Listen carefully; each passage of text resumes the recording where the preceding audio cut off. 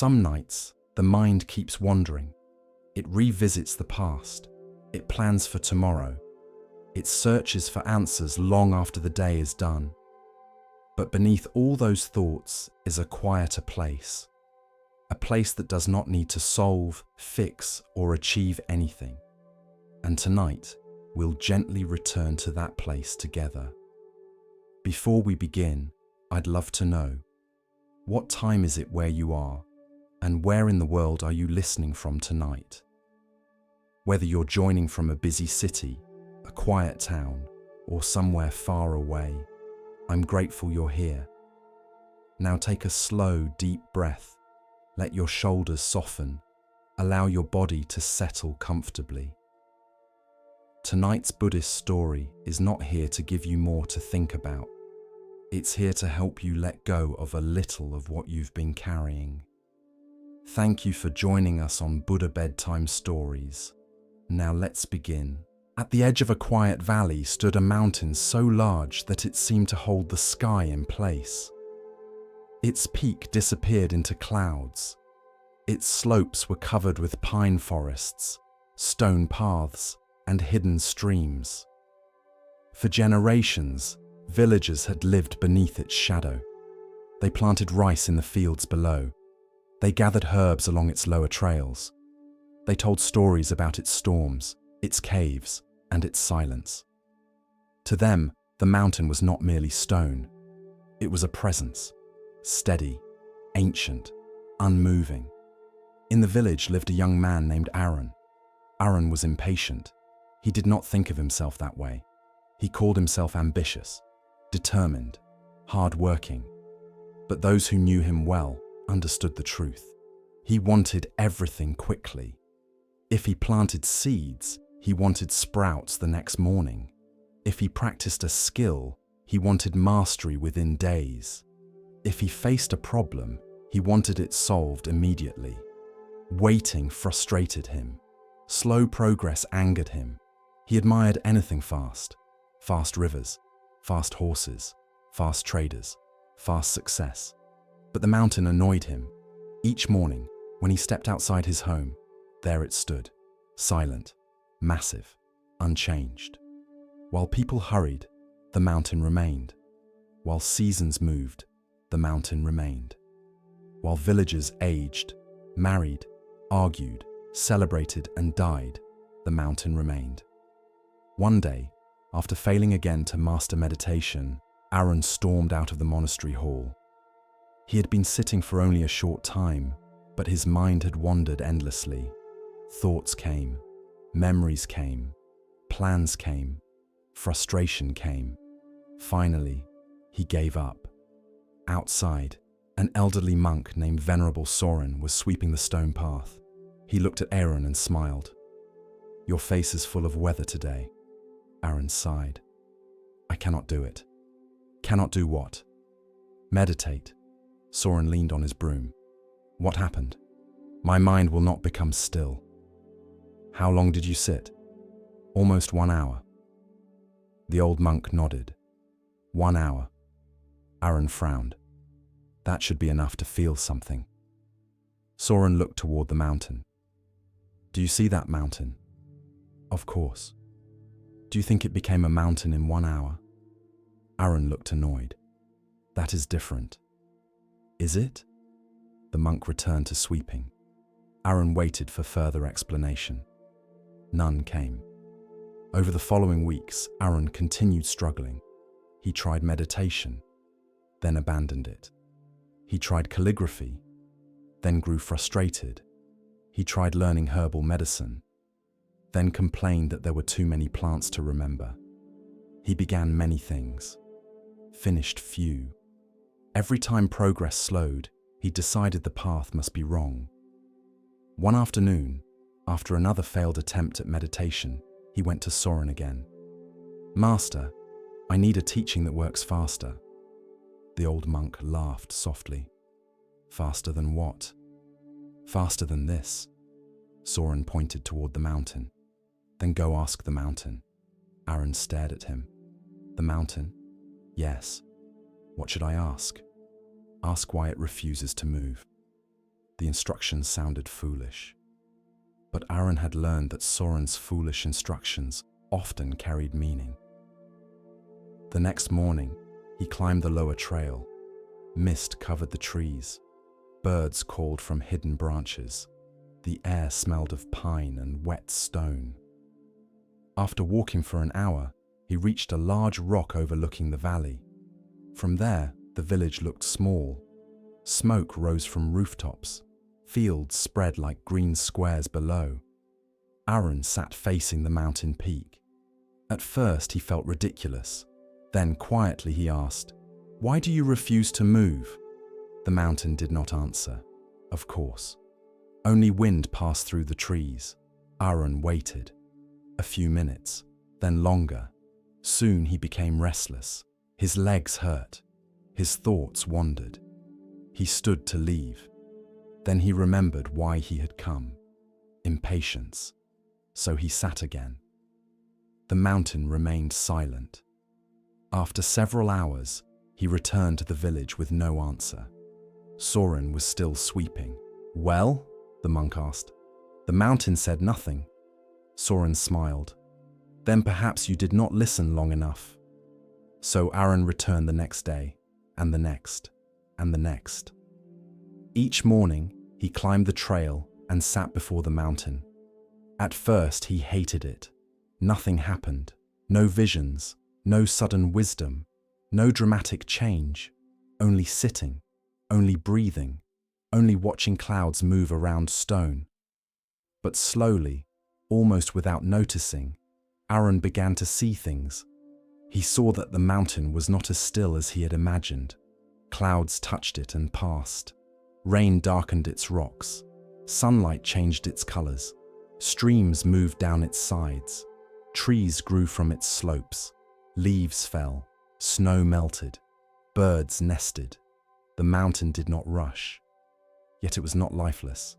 It changed slowly, deeply, patiently. One morning, after many weeks, Aaron noticed a tiny pine tree growing from a crack in a rock. It was no taller than his hand. Its roots had found the smallest space. Its needles trembled in the wind. "How long will it take you to become a great tree?" Aaron whispered. The answer came silently. Years, perhaps decades. And yet the tiny pine did not seem troubled. It simply grew. That day, something softened in Aaron. He realized he had been demanding from himself what nature never demanded from trees. Instant growth, instant strength, instant wisdom. He returned to Soren and said, "The mountain does move." The old monk looked pleased. "How?" "Slowly." "And?" "So slowly that impatient eyes think it is standing still." Soren smiled. "Good." Aaron continued. "The trees grow slowly. The stones wear away slowly. The paths are formed slowly. Even the streams carve the mountain slowly." The monk nodded. "And what does that teach you?" Aaron was quiet. Then he answered, "That slow change is still change." From that day, his practice changed. Not because meditation became easy. It did not. His mind still wandered. His knees still hurt. Frustration still appeared. But now he stopped expecting 1 hour to transform him. He sat each morning, sometimes peacefully, sometimes restlessly. But he sat, day after day, like water shaping stone, like roots entering rock, like the mountain becoming itself. Years passed. Aaron became calmer, not suddenly, gradually. Others noticed before he did. He interrupted less, listened more, finished tasks he once abandoned. When difficulties appeared, he no longer demanded immediate solutions. He learned to continue. One winter, a landslide blocked the main road to the village. The villagers panicked. They needed the road for trade. Many argued about what to do. Some wanted to abandon the route. Others cursed the mountain. Aaron listened quietly. Then he said, "We clear it one stone at a time." The work took many weeks. Each day, villagers removed rocks, mud, and broken branches. At first, progress seemed invisible, but slowly the path reappeared. One stone, then another, then another. By spring, the road was open. The villagers celebrated. Aaron stood quietly at the edge of the path, looking toward the mountain. He understood now. Great things rarely yield to one dramatic effort. They yield to steady effort repeated. Years later, young students came to Aaron for guidance. Many were like he had once been, impatient, eager, frustrated. They wanted peace quickly, wisdom quickly, success quickly. Whenever they complained, Aaron took them up the mountain trail. He showed them the tiny pine tree he had once discovered. By then, it had grown taller than a person, still small compared to the ancient trees, but strong, alive, rooted. "This tree is a teacher," Aaron would say. The students often looked confused. "It has never hurried." He would point to the rocks beneath it. It did not wait for perfect soil. It did not complain about the stone. It simply grew where life placed it. Then he would lead them to the overlook. Together, they would sit facing the mountain. Some students became restless within minutes. Others grew bored. A few became irritated. Aaron would smile. He understood. Then he would say, "The mountain has time to teach those who have time to listen." And perhaps that was the lesson. Patience is not doing nothing. Patience is steady effort without demanding immediate reward. Patience is trusting that small actions matter, even when results are not yet visible. The seed beneath the soil is not failing because we cannot see the sprout. The river is not failing because the canyon takes centuries to form. The meditator is not failing because the mind wanders. The heart is not failing because healing takes time. Some things grow slowly because they are meant to grow deeply. So when the path feels long, remember the mountain. It does not rush. It does not despair. It does not measure itself by one morning or one season. It remains. It receives rain. It receives snow. It receives sunlight. It changes quietly. And over time, even stone is shaped. So continue. One breath, one step, one day, one patient effort at a time. For the mountain that seems unmoving may be changing more deeply than anyone can see.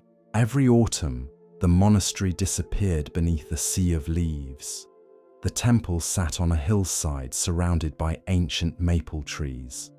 For most of the year, the trees provided shade, beauty, and quiet companionship. But when autumn arrived, they released their leaves by the thousands. Red leaves, gold leaves, orange leaves, brown leaves. They drifted from the branches day after day. They covered the paths, the courtyards, the gardens, the rooftops, the stone steps leading to the meditation hall. No matter how often the monks swept, more leaves appeared. The work never seemed to end. Among the younger monks lived a novice named Jun. Jun disliked sweeping. He disliked many chores, but sweeping occupied a special place in his frustration. To him, the task felt pointless. Every morning he cleared the paths. Every afternoon they were covered again. Every evening, even more leaves arrived. The work produced no lasting result. At least none he could see. Whenever assigned to sweeping duty, Jun sighed dramatically. Sometimes he complained openly. Sometimes only inside his mind.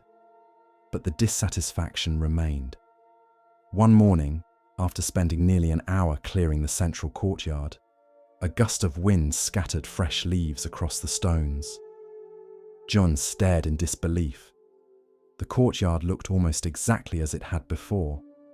His shoulders slumped. "This is ridiculous." An elderly monk standing nearby heard him. His name was Master Ren. He was one of the oldest monks in the monastery, quiet, patient, rarely in a hurry. The old monk smiled. "What is ridiculous?" "The leaves." Master Ren glanced around. "They seem normal enough." Jun groaned. "I just swept all of this." The old monk nodded. "And now there are more." "Exactly." Jun pointed toward the trees. "What's the point?" The old monk considered the question carefully, then answered, "The point of what?" "Sweeping." The old monk smiled. "Perhaps you should find out." The answer irritated Jun, because it sounded like another one of those mysterious teachings monks seem to enjoy. The following morning, Jun resumed sweeping. The leaves remained. His frustration remained too. Yet Master Ren's words lingered. "Perhaps you should find out." Several days later, the novice noticed something strange. Whenever he swept, his mind wandered constantly. Sometimes he imagined future conversations. Sometimes he replayed old arguments. Sometimes he worried about mistakes. Sometimes he fantasized about doing something more important. His body swept leaves. His attention existed somewhere else entirely. The realization felt uncomfortable. One afternoon, Master Ren approached while Jun worked. Without saying anything, the old monk picked up a second broom and began sweeping beside him. The two worked silently for several minutes, then 10 minutes, then 20. Finally, Jun noticed something. The old monk moved differently. Each stroke of the broom seemed complete, unhurried, attentive, present. He did not appear bored, nor distracted, nor frustrated. He simply swept. Eventually, Jun asked, "What are you thinking about?" Master Ren smiled. "The leaves." The novice frowned. "Only the leaves?" "At the moment, yes." The answer seemed impossible. No one thought only about leaves. Did they? That evening, June reflected on the conversation. Perhaps the old monk exaggerated. Yet something about his presence felt genuine, peaceful, grounded. The following day, June decided to experiment. Instead of allowing his mind to wander endlessly, he focused on the broom. The sound of bristles moving across stone, the texture of the wooden handle, the movement of his arms, the leaves gathering into small piles. At first, the practice felt strange. His attention constantly drifted away, then returned, then drifted again. The process proved surprisingly difficult, yet also surprisingly interesting. For the first time, he noticed details he had overlooked for years. The shape of individual leaves, the sound of wind moving through branches, the scent of autumn air, the warmth of sunlight touching the courtyard stones. The work itself had not changed. His awareness had. Several weeks later, a traveling merchant visited the monastery. The man arrived exhausted. His business struggled. His family argued constantly. His mind felt overwhelmed. After speaking with several monks, he requested an audience with Master Ren. Jun happened to be sweeping nearby when the conversation occurred. The merchant bowed respectfully. "Master, how do I find peace?" The old monk looked thoughtful, then pointed toward Jun. The novice nearly dropped his broom. The merchant looked confused. "The boy?" Master Ren nodded. "Watch him." The merchant frowned. The novice felt embarrassed. He continued sweeping. Nothing special happened, just sweeping. Eventually, the merchant turned back toward the old monk. "I don't understand." Master Ren smiled. "Neither does he." The answer made even less sense. Yet somehow the merchant laughed. Several days later, he departed looking noticeably lighter. Jun never learned exactly what lesson he received. Years passed. The novice continued practicing mindfulness while sweeping. Not because he became enlightened, not because he suddenly loved chores, because the practice revealed something important. The quality of attention changes experience. When his mind resisted the task, suffering appeared. When his mind wandered constantly, boredom appeared. When he became present, something unexpected happened. The ordinary became interesting, not exciting, not dramatic, simply alive. One winter, heavy snow replaced the autumn leaves. The monastery paths required constant clearing. Many younger monks complained. The work felt endless. Jun, now older and more experienced, understood their frustration. One morning, a novice named Taro approached him. "How do you stay patient?" Jun smiled. "With snow, with all of it." The younger monk gestured broadly. "The chores, the repetition, the same things every day." Jun considered carefully, then asked, "Have you ever eaten a meal?" Taro blinked. "Of course." "And then become hungry again?" "Yes." Jun nodded. "Do you stop eating forever because hunger returns?" The novice laughed. "Of course not." The older monk smiled. "Then why expect sweeping to last forever?" The lesson landed gently. The work still needed doing. The leaves still returned. The snow still returned. Life itself operated this way. One breath, then another. One meal, then another. One day, then another. The repetition was not a flaw. It was reality. Several years later, Master Ren became seriously ill. Age finally began slowing him. The old monk spent more time resting, less time working. One autumn afternoon, Jun visited him. Leaves covered the courtyard outside. The sight brought back countless memories. Master Ren looked toward the window, then smiled. "The leaves seem busy." Jun laughed. "They always are." Silence settled between them.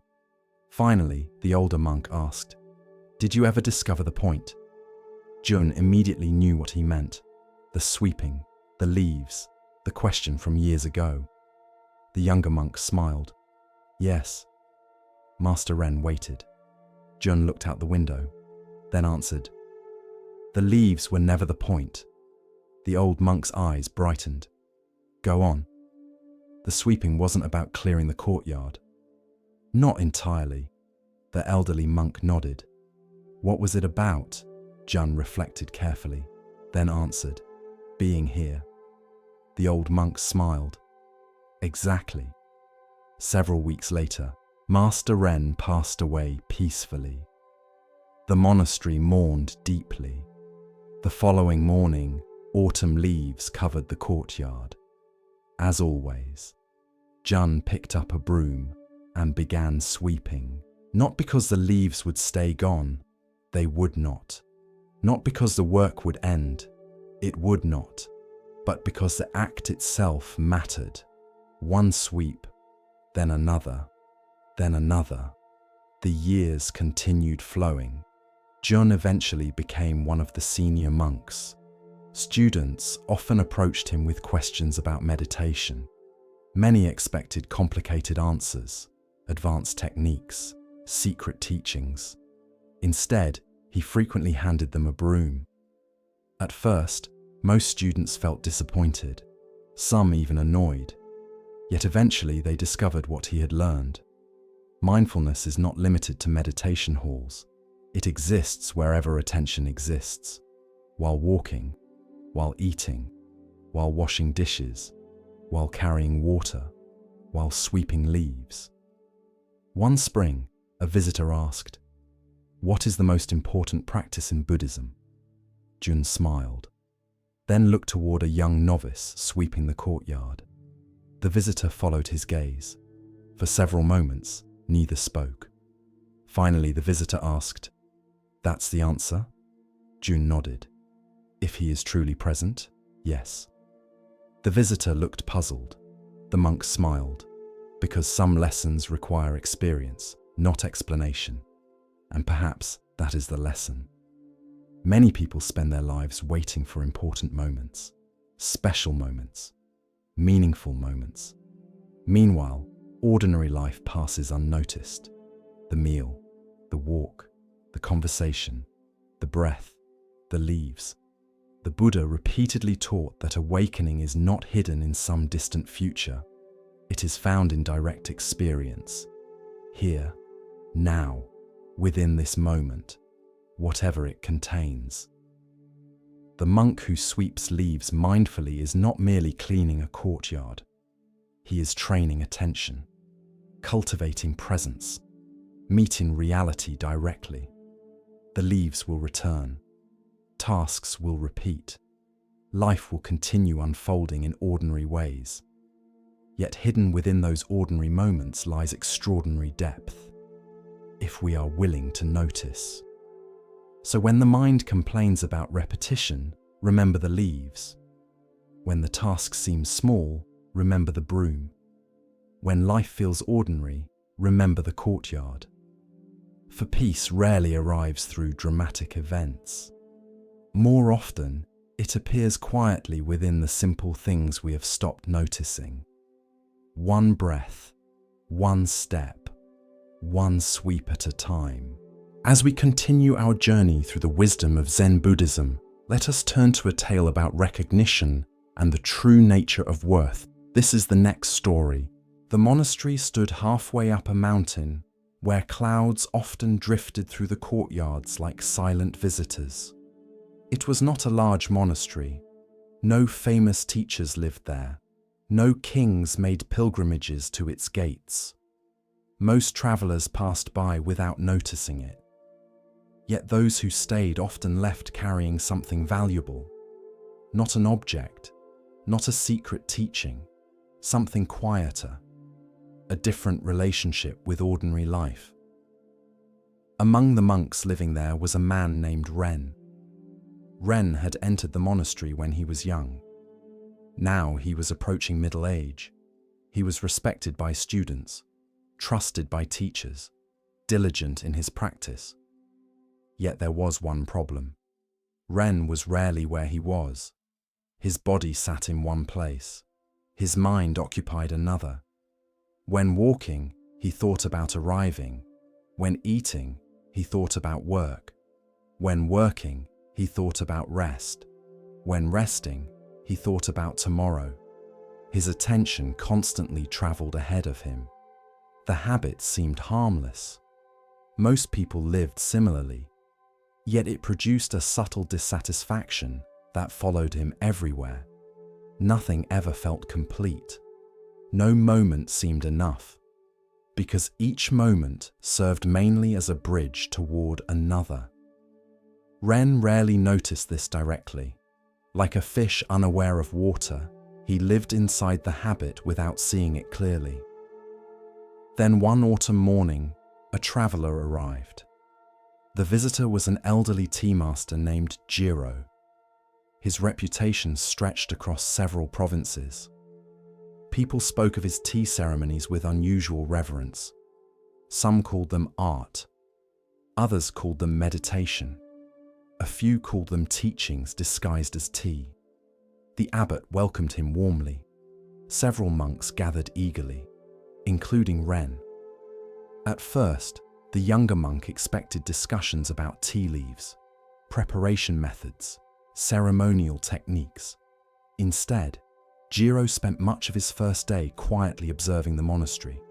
He watched monks sweep paths, carry water, prepare meals, meditate. The attention he brought to simple activities felt unusual, as though every action deserved complete respect. That evening, Ren finally asked, "Master Jiro, what makes tea special?" The old man smiled. "Nothing." The answer surprised him. "Nothing. Tea is tea." Ren frowned. The tea master laughed softly. "The special part is attention." The words lingered, though their meaning remained unclear. The following morning, Jiro invited several monks to join him for tea. The gathering took place in a small room overlooking a garden. The space contained almost nothing. A low table, simple cushions, a kettle, tea bowls, silence. The simplicity immediately struck Ren. He expected elaborate decoration. Instead, everything unnecessary seemed absent. The old tea master entered carrying water. Nothing about his movements appeared dramatic, yet everyone watched. Not because he demanded attention, because he gave attention. Every gesture felt complete, intentional, present. The kettle was placed carefully, the bowls arranged carefully, the tea prepared carefully. No movement wasted, no movement rushed. The room grew remarkably quiet. Even the monks noticed. When the tea was finally served, Jiro handed a bowl to Ren. The monk accepted it politely, then immediately raised it toward his lips. "Wait." Ren paused. The old master smiled. "What are you doing?" "Drinking tea." Jiro nodded. "Already?" The monk looked confused. The tea master pointed toward the bowl. "What do you see?" Ren glanced down. "A bowl." "What else?" "Tea." The old man smiled. "Look again." Several moments passed. The monk noticed steam rising gently, tiny patterns on the ceramic surface, the warmth against his hands, subtle fragrance drifting upward, details he almost missed. The tea master nodded. "Now drink." Ren took a sip. The experience felt unexpectedly vivid, not because the tea differed, because his attention differed. Later that day, he approached Jiro privately. "I think I understand." The tea master smiled. "Wonderful." "What?" Ren hesitated, then laughed. "Perhaps I don't understand." The old man laughed too. "A good beginning." They walked slowly through the garden.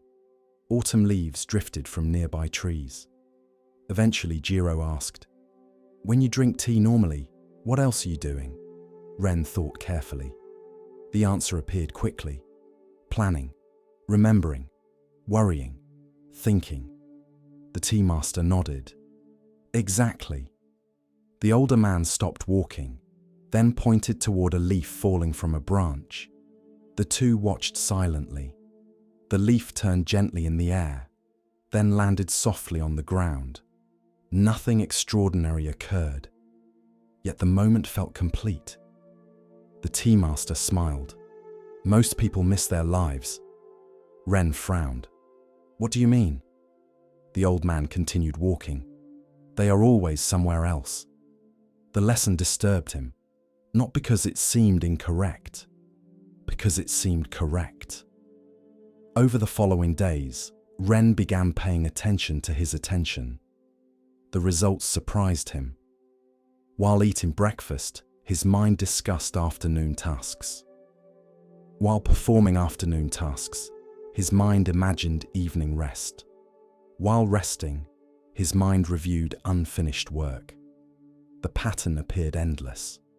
One moment was rarely enough. The mind constantly reached elsewhere. The realization felt exhausting, because it revealed a kind of endless postponement. Life happened now. Attention lived later. One afternoon, Jiro handed him a simple assignment. "Drink 1 cup of tea." Ren smiled. "That's easy." The tea master shook his head. "No." The monk laughed. "Of course it is." "Then do it." The task seemed absurdly simple. Ren prepared tea, sat quietly, lifted the bowl. Immediately thoughts appeared. What comes next? What does this lesson mean? Am I doing it correctly? The tea cooled while his mind wandered. The realization felt humbling. Drinking 1 cup of tea completely required more attention than expected. Far more. Weeks passed. The tea master remained at the monastery. Ren continued learning. Not through lectures, through ordinary activities.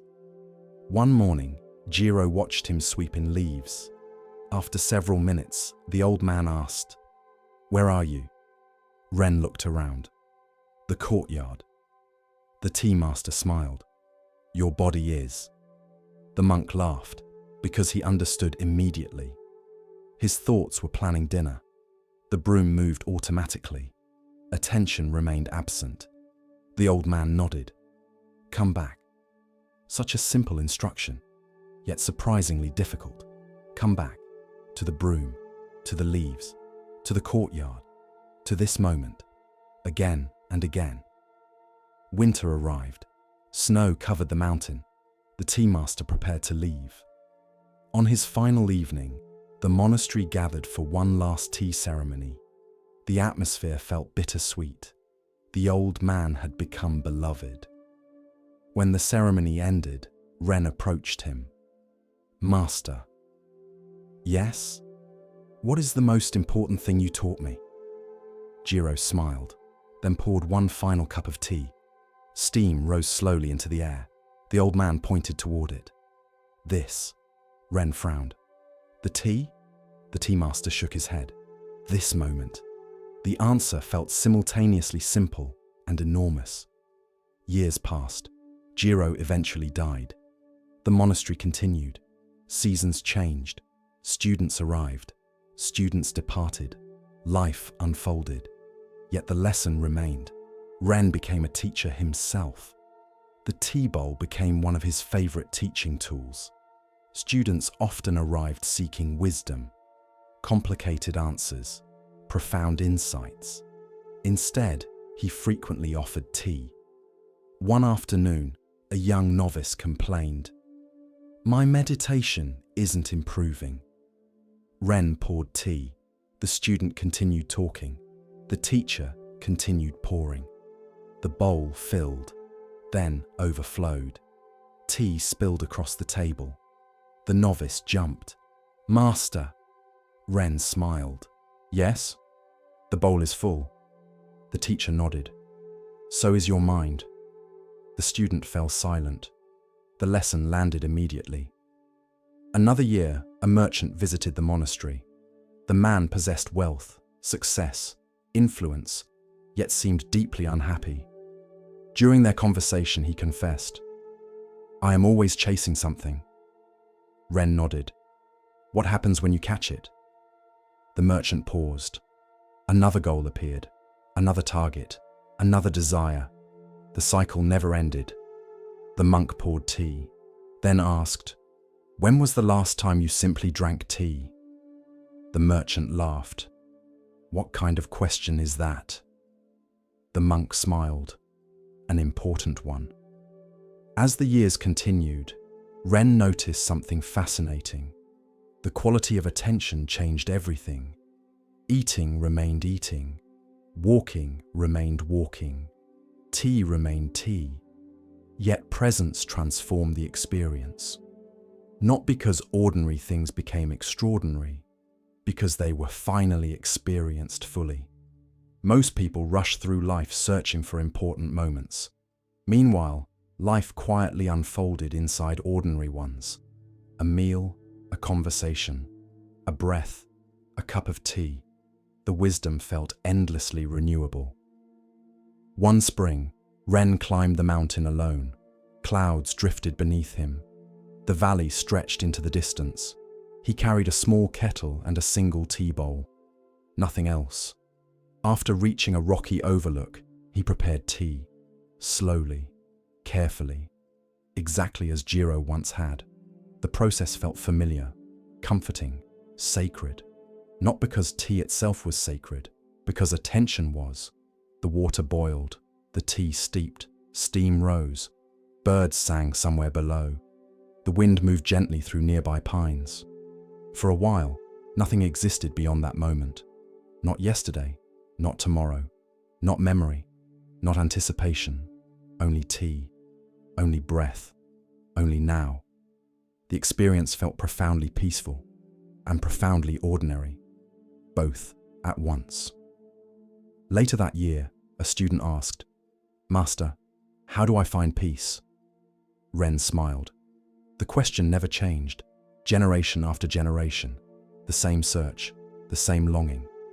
He handed the student a cup of tea. The young monk looked confused. Ren gestured toward the bowl. The student stared, waiting. Eventually he asked, "What am I supposed to do?" The teacher smiled. "Drink it." The student frowned. "That's all." Ren nodded. "That is more than enough." The Buddha often taught that suffering arises when the mind abandons direct experience and becomes lost in craving, resistance, memory, or anticipation. We chase future moments, replay past moments, judge present moments, and in doing so, miss life itself. The monk and the cup of tea reveal something beautifully simple. Peace is rarely hidden. It is overlooked, not because it is far away, because it is very close. This breath, this sound, this sip, this step, this conversation, this moment. The mind says, something else matters more. The cup of tea says, be here. The mind says, later. The tea says, now. The mind says, when everything is solved, then I will be peaceful. The tea says, taste this, one sip at a time. And perhaps that is the lesson. Life is not waiting somewhere beyond this moment. It is this moment. The tea grows cold while we think about tomorrow. The conversation ends while we think about the next conversation. The sunset disappears while we plan the next day. Yet whenever we notice, we can return. Again, and again, and again. To the cup, to the breath, to the present. For the person who learns to drink tea completely may eventually discover that peace was never hiding in some distant future.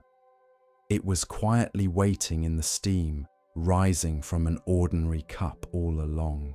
The kingdom of Shun was famous for its splendor. Its capital city stretched across a broad river valley.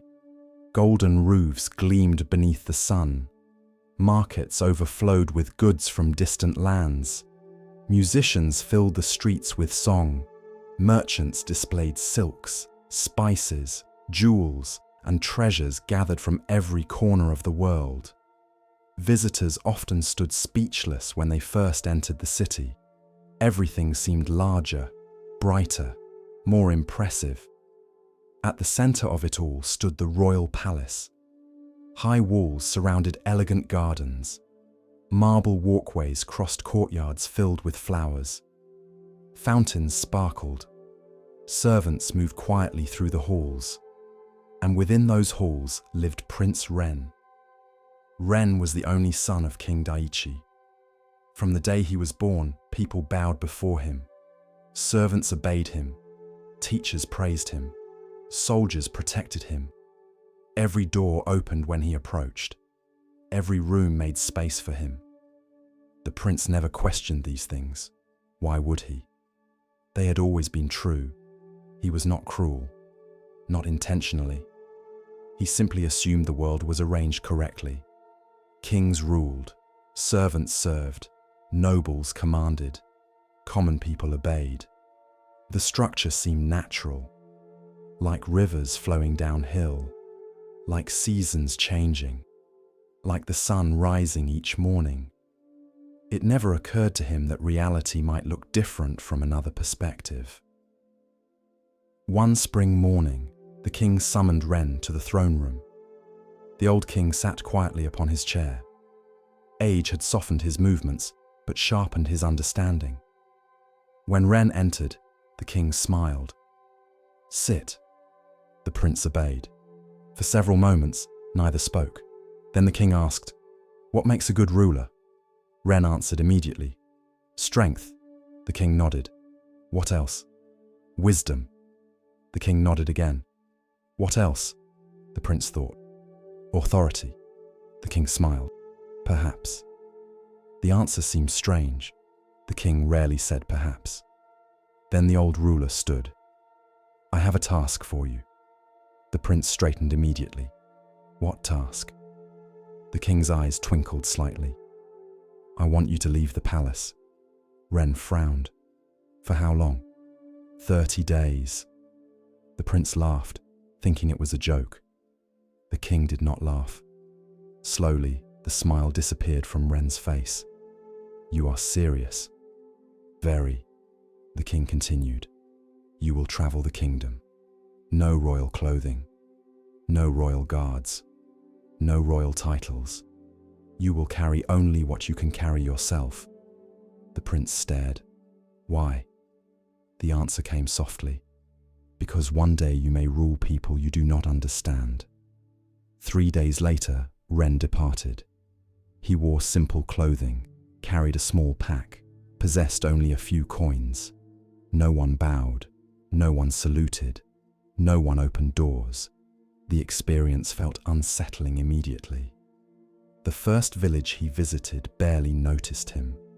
The second treated him as any ordinary traveler. The third charged him for lodging. The prince could hardly believe it. Inside the palace, food appeared automatically. Outside, every meal required effort. Inside the palace, people anticipated his needs. Outside, no one cared. The lesson began immediately, though Ren did not yet recognize it. On the 7th day of his journey, he encountered an old beggar sitting beside a road. The man possessed almost nothing: a worn robe, simple sandals, a wooden bowl. That was all. The beggar sat beneath a tree calmly eating rice from the bowl. To Ren's surprise, he appeared content. The sight seemed impossible. How could someone with so little look so peaceful? Curiosity overcame him. He approached. The old man smiled. "Good afternoon." The prince nodded. "Good afternoon." Then he asked the question directly. "Why are you smiling?" The beggar laughed softly. "Should I not be?" The answer irritated him. Most people would be unhappy living like this. The old man glanced at the bowl, then at the sky, then at the tree providing shade. Perhaps. The conversation might have ended there. Instead, the beggar held out his bowl. "Would you like some rice?" The prince nearly laughed. The man possessed almost nothing, yet he offered to share. The gesture confused him. "No, thank you." The beggar nodded and resumed eating. The encounter lingered in Ren's thoughts long after he departed. Several days later, fate intervened. A storm struck unexpectedly. Heavy rain flooded roads. Strong winds damaged buildings. Travel became dangerous. By evening, Ren found himself stranded in a small village. The only available shelter was a crowded community hall. Farmers, merchants, laborers, travelers, everyone slept together. The prince felt uncomfortable, accustomed to privacy, accustomed to comfort, accustomed to space. That night, he barely slept. Yet something interesting happened. The villagers shared everything: food, blankets, stories, laughter. When one family ran short of supplies, another family helped. No one seemed concerned about status, only need. The prince watched carefully. The lesson remained quiet, but it was growing. Several weeks into the journey, Ren arrived in a mountain town. There, he unexpectedly encountered the beggar again. The old man sat near a market. The same bowl rested beside him. The same calm expression filled his face. The prince laughed. "How are you everywhere?" The beggar smiled. "How are you?" The answer surprised him. No one had asked that question sincerely in a long time. People usually asked what he wanted, what he needed, what he commanded, not how he was. The prince sat beside him, something he would never have imagined doing a month earlier. For several hours they talked. The old man spoke little about himself. Instead, he asked questions. Thoughtful questions.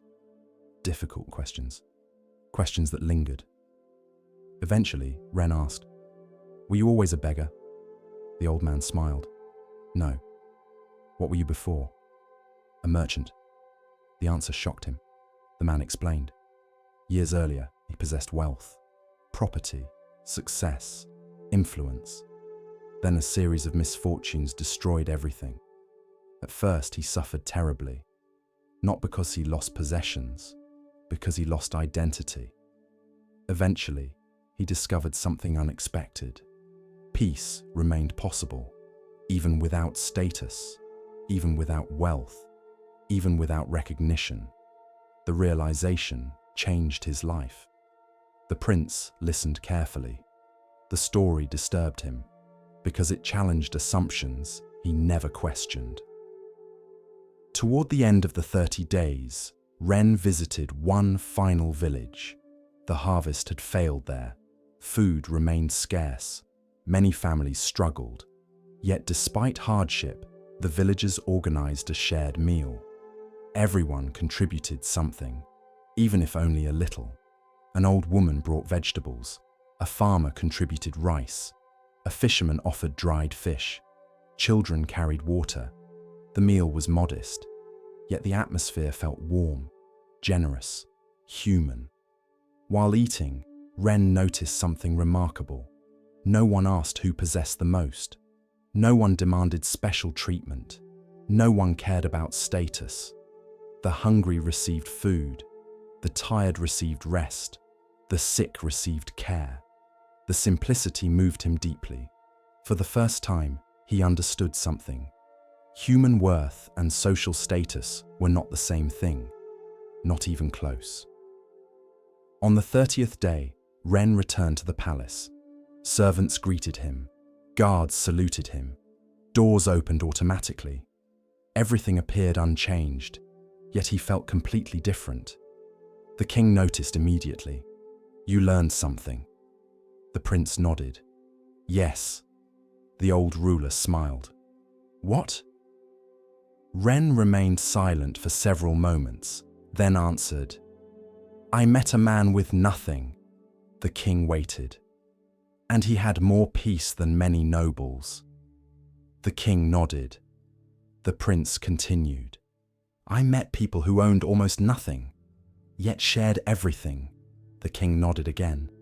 "And I realized something." The old ruler leaned forward. "What?" The answer came quietly. "A crown does not make a person important." Silence filled the room. Then the king smiled. A genuine smile, the kind only fathers possess. Several months later, Ren requested permission to leave the palace again. The king approved. This time, however, the prince traveled voluntarily. Not because he needed another lesson, because he wished to maintain the one he had already received. Whenever he visited villages, he listened. Whenever he met farmers, he listened. Whenever he met laborers, merchants, fishermen, or travelers, he listened. The habit gradually transformed him into a different kind of leader. Years later, after becoming king, Ren established an unusual tradition. Once each month, he ate among ordinary citizens. No throne, no ceremony, no special treatment. At first, the nobles objected. The king ignored them. Over time, the practice became famous, not because it was dramatic, because it revealed something rare: humility. The people loved him for it, not because he pretended to be one of them, because he genuinely respected them. The difference mattered. Late in life, King Ren visited the roadside tree where he first met the beggar. The old man had long since passed away. Only the tree remained. The king sat beneath it quietly. For a long time he remembered. The bowl, the rice, the offer to share, the lesson. Then he smiled. Because the greatest gift the beggar ever offered was not food. It was perspective. And perhaps that is the lesson. The Buddha repeatedly challenged social hierarchies, not through rebellion, through insight. He taught that all beings possess the same fundamental nature, the same capacity for wisdom, the same capacity for suffering, the same capacity for awakening. The prince and the beggar's bowl reminds us that status is not the same as worth. Titles are not the same as character. Wealth is not the same as peace. Power is not the same as wisdom. A person may sit upon a throne and remain deeply lost. Another may sit beside a road with a wooden bowl and possess profound understanding. Humility begins when we recognize this truth. The moment we stop measuring people by position, the moment we start seeing the human being beneath the title. For every crown eventually passes, every fortune eventually changes, every social role eventually ends. But kindness remains kindness, wisdom remains wisdom, compassion remains compassion. And the person who understands this becomes free from one of humanity's oldest illusions, that some lives matter more than others. For beneath every crown and beneath every beggar's robe beats the same human heart. As we move deeper into the quiet teachings of Zen, we come to a story about seeing clearly and understanding true value. Listen carefully to the next story. Long ago, at the edge of a vast forest, there stood a small village whose people rarely traveled beyond the trees. The forest was ancient. Its towering pines stretched high into the sky. Its winding paths twisted through valleys and over hills. During the day, sunlight filtered through the branches in golden beams. But at night, the forest became something entirely different.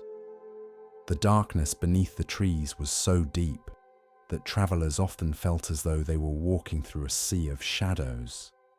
Stories were told about the forest. Some claimed spirits wandered among the trees. Others believed strange creatures lived beyond the paths. Children grew up hearing warnings never to enter the woods after sunset. Most obeyed. Yet among the villagers lived a young man named Aaron, who was troubled by fear. Fear seemed to follow him everywhere. He feared making mistakes. He feared disappointing others. He feared illness, failure, loss, and uncertainty. He feared speaking when others were silent. He feared remaining silent when others expected him to speak. Even small decisions often filled him with worry. At night, he would lie awake, imagining all the terrible things that might happen tomorrow. The strange thing was that very few of those things ever happened. But fear did not seem to care about facts. It lived comfortably inside his mind. The more he listened to it, the stronger it became. One autumn evening, a wandering monk arrived in the village. He was elderly, with silver hair and kind eyes. His name was Venerable Surya. The villagers welcomed him warmly and invited him to stay. During the following days, many people came to hear his teachings. Arun attended every gathering. He listened carefully as the monk spoke about suffering, mindfulness, compassion, and the nature of the mind. One afternoon, after everyone else had left, Arun remained behind. "Master," he said, "I have a question." Surya smiled. "Then ask." Arun lowered his eyes. "I am afraid all the time." The monk waited quietly. "I know many of my fears are unreasonable. I know most never happen. Yet they continue to control me." The monk nodded. "And what is it that you wish for?" "I want fear to disappear." The old monk looked toward the forest visible beyond the village. Then he asked, "Have you ever crossed the forest at night?" Aaron's eyes widened. "Never." "Why not?" "Because it is dangerous." The monk smiled gently. "Is it?" Everyone knew it was, or at least everyone believed it was. The monk stood. "Come meet me tomorrow evening." "Where?" "At the entrance to the forest." Aaron immediately felt uneasy, but he agreed. The following day passed slowly. As sunset approached, his stomach tightened. Part of him wanted to stay home. Part of him wanted to invent an excuse. Yet something inside him knew he needed to go. When evening arrived, he found Surya waiting at the forest's edge. The monk carried a small lantern. Its warm golden light flickered softly in the growing darkness. Aaron looked at the forest nervously. "You want us to go inside?" "Yes." The young man swallowed hard. "But it will soon be dark." "That is true." "Shouldn't we wait until morning?" Surya shook his head. "The lesson is tonight." Reluctantly, Aaron followed. The path disappeared beneath the trees. The sounds of the village faded behind them. Soon only the rustling leaves and distant calls of night birds remained. Darkness surrounded them. The lantern illuminated only a small circle of ground, perhaps 10 steps ahead. No more. Aaron stared beyond the light. The forest seemed endless. The shadows looked alive. Every strange sound made him jump. After several minutes, he finally spoke. "Master." "Yes?" "This lantern is too small." The monk continued walking. "Is it?" "It only lights a few steps." "That is true." "How will we cross the entire forest?" The old monk smiled. "The same way we cross every forest." Aaron frowned. "I don't understand." "One step at a time." The young man looked ahead. The darkness seemed overwhelming. The path disappeared completely beyond the lantern's glow. "But I cannot see the end." "You do not need to." They walked in silence. The lantern illuminated the next few steps, then the next few, then the next. Hours seemed to pass. Gradually, Aaron noticed something surprising. Although he could only see a short distance ahead, he never lacked enough light for the step he was currently taking. The lantern never showed him the entire journey, yet somehow the journey continued. Eventually, they reached a small clearing. The moon shone overhead. Surya sat upon a fallen log. Aaron sat beside him. For a while, neither spoke. Then the monk asked, "What troubles you most about the future?" Aaron laughed softly. "Which part?" "Any part." The young man thought carefully. "I worry about losing my family." The monk nodded. "What else?" "I worry about becoming ill." "What else?" "I worry about failing." "What else?" Aaron continued listing fears, one after another. Some were large, some were small, some were likely, some were highly unlikely. Eventually, he ran out of things to say. The monk listened patiently to every word. Then he lifted the lantern. "Tell me," he said, "how far can this lantern shine?" "Only a few steps." "And yet we crossed much of the forest." "Yes." "Could we have crossed it if we had refused to move until we could see the entire path?" Aaron shook his head. "Of course not." The monk smiled. "That is how many people live." The young man listened. They demand certainty before taking action. They want guarantees before making decisions. They want complete visibility before beginning a journey. The monk looked into the darkness surrounding the clearing. But life does not work that way. Aaron felt something stir inside him. The old monk continued. "The future is like this forest at night. You cannot see all of it. You never will. No one can. Not kings. Not scholars. Not monks." The lantern flickered gently. What wisdom does provide is enough light for the next step. Aaron remained silent. He thought about all the years he had spent demanding certainty from life. All the years he had waited for fear to disappear before moving forward. All the opportunities he had avoided because he could not see the entire path. Perhaps that had been his mistake. Perhaps courage was not the absence of fear. Perhaps courage was taking the next step anyway. They remained in the clearing until the stars filled the sky. Then they began walking again. The forest seemed different now, still dark, still mysterious, but less threatening. The shadows had not changed. His relationship to them had. For the first time, Aaron noticed details he had previously ignored. The fragrance of pine needles, the cool evening air, the distant sound of flowing water, the beauty of moonlight filtering through branches. Fear had occupied so much space in his mind that he had forgotten to experience the world itself. As they walked, they encountered a fallen tree blocking the path. Aaron immediately stopped. "We cannot continue." The monk handed him the lantern. "Look again." Aaron lifted the light.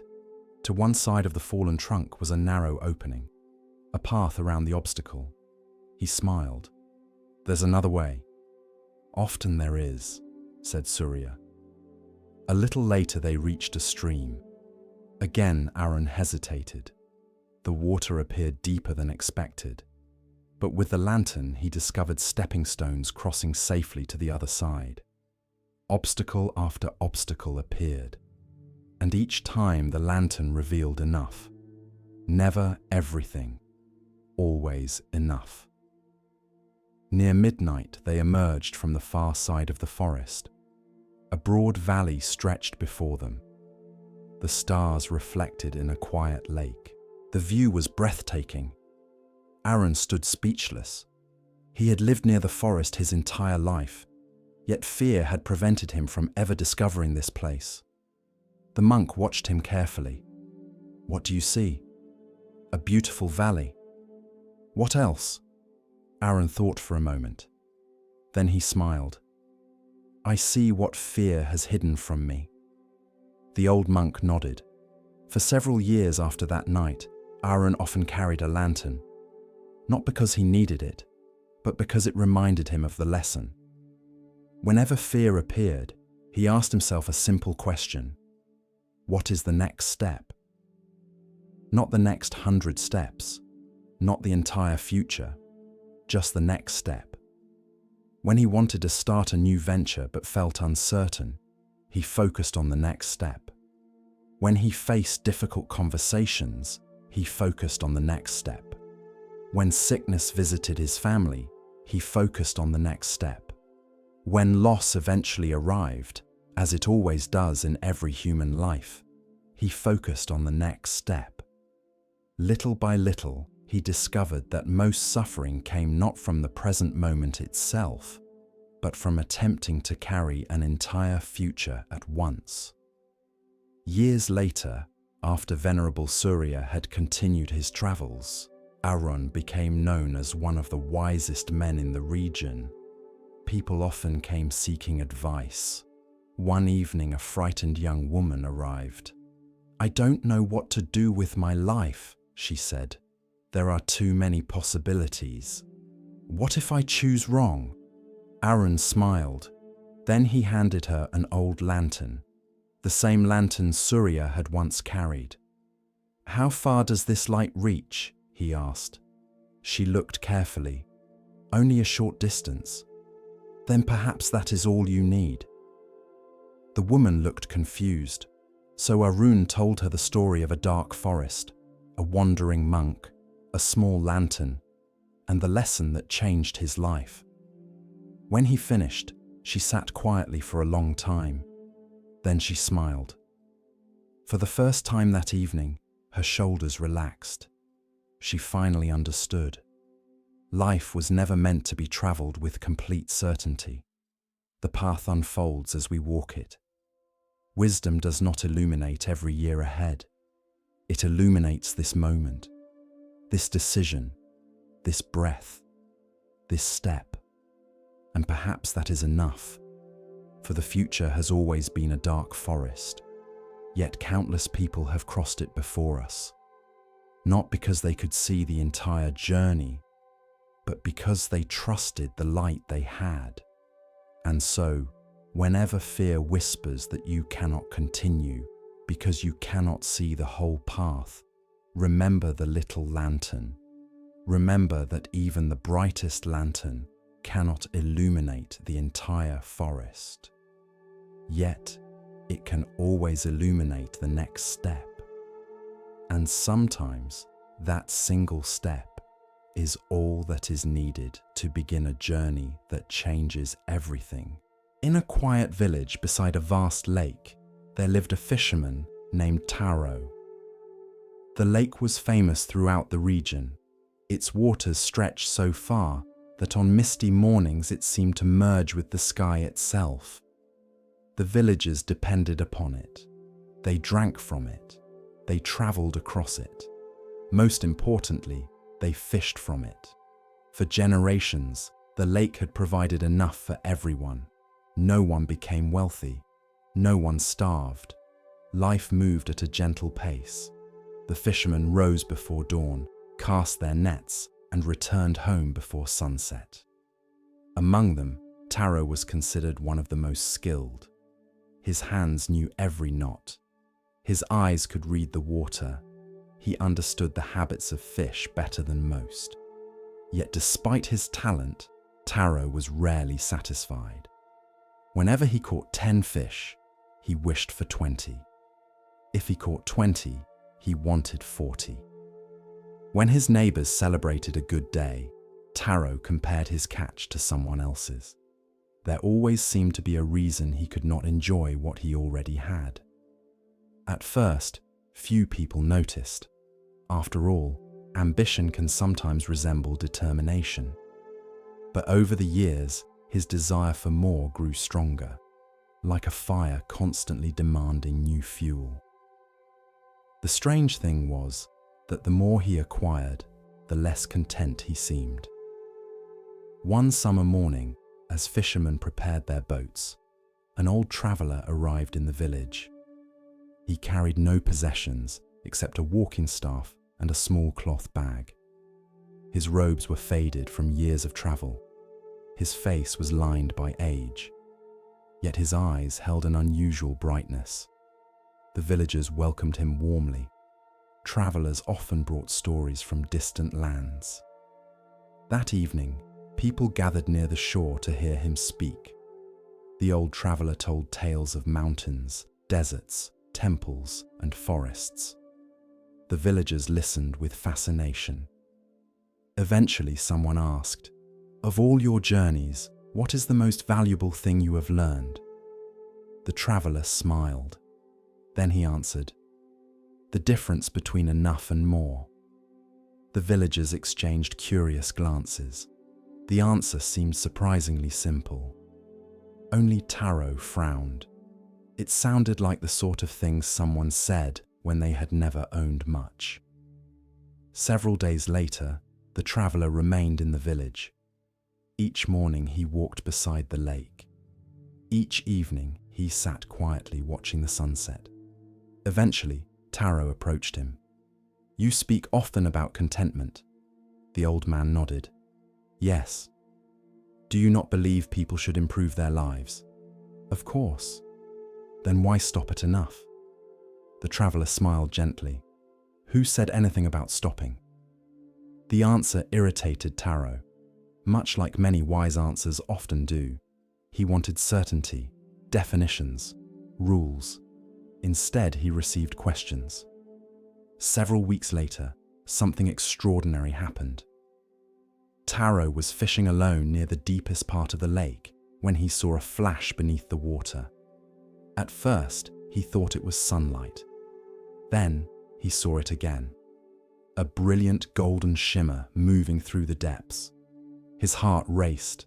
Slowly, he cast his net. Carefully, patiently, the shimmering shape approached. Moments later, his net tightened. The catch struggled. The boat rocked. With enormous effort, Taro pulled the net aboard. Inside lay the most beautiful fish he had ever seen. Its scales gleamed like polished gold. Even beneath the cloudy sky, it seemed to glow. Taro stared in amazement. He had never seen anything like it. Neither had anyone else. For several minutes, he simply admired it. Then a thought appeared. How much would this fish be worth? The question arrived quietly, but it did not leave. By the time he returned to shore, his imagination had already begun working. Merchants would pay fortunes. Nobles might compete to own it. Perhaps the king himself would purchase it. His life could change completely. News spread quickly. The entire village gathered to see the golden fish. People marveled at its beauty. Children stared with wide eyes. Even the old traveler seemed impressed. "What will you do with it?" someone asked. Taro smiled. "I don't know yet." But secretly he had already decided. He would sell it and become rich. That night he barely slept. His mind raced with possibilities. A larger home, more boats, more nets, more land, more status, more comfort, more security, more. The next morning, he loaded the fish into a large water barrel and began preparing for the journey to the nearest city. Before departing, he stopped near the lake. The old traveler happened to be sitting there. The two men watched the water quietly. Then the traveler asked, "Are you happy?" Taro laughed. "Of course." The old man nodded. "More happy than yesterday?" The question seemed strange. Naturally, the traveler looked toward the fish. "Interesting." Taro frowned. "What does that mean?" The old man smiled. "Nothing." Then he returned to watching the lake. The journey to the city took 2 days. Throughout the trip, Taro imagined his future. Every hour his expectations grew larger. By the time he arrived, no amount of money seemed sufficient. The first merchant made an offer. Taro rejected it. Too low. The second merchant offered more. Still too low. The third offered a fortune greater than Taro had ever imagined. Yet somehow it no longer felt like enough. Surely someone else would pay more.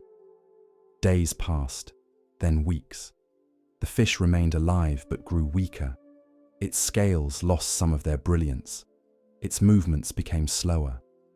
Still, Taro waited. The perfect offer had not yet appeared. One evening, while sitting beside the barrel, he suddenly noticed something. The fish looked sad. The thought felt absurd, yet he could not shake it. The golden creature moved slowly through the confined space, circling endlessly. The lake was gone. Its freedom was gone. Its life had become a transaction. For the first time, discomfort entered his heart. That night, he slept poorly. The following morning, he walked through the marketplace. There he encountered a poor fisherman selling a modest catch. The man earned only a fraction of what Taro had already been offered. Yet he seemed cheerful. He greeted customers warmly. He laughed easily. His children played nearby. The sight troubled Taro. How could someone with so little appear so content? The question followed him all day. By evening, he realized something uncomfortable. For weeks he had possessed something extraordinary, yet he had not enjoyed a single moment of peace. Every day had been consumed by wanting more. More money, more profit, more advantage. The golden fish had not made him happy.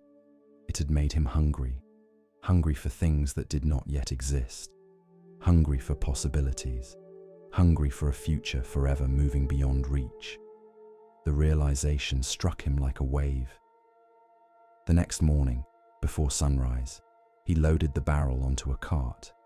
Then he began the long journey home. Several days later, he reached the lake. The villagers gathered once again. What happened? Did you become rich? Did you sell it?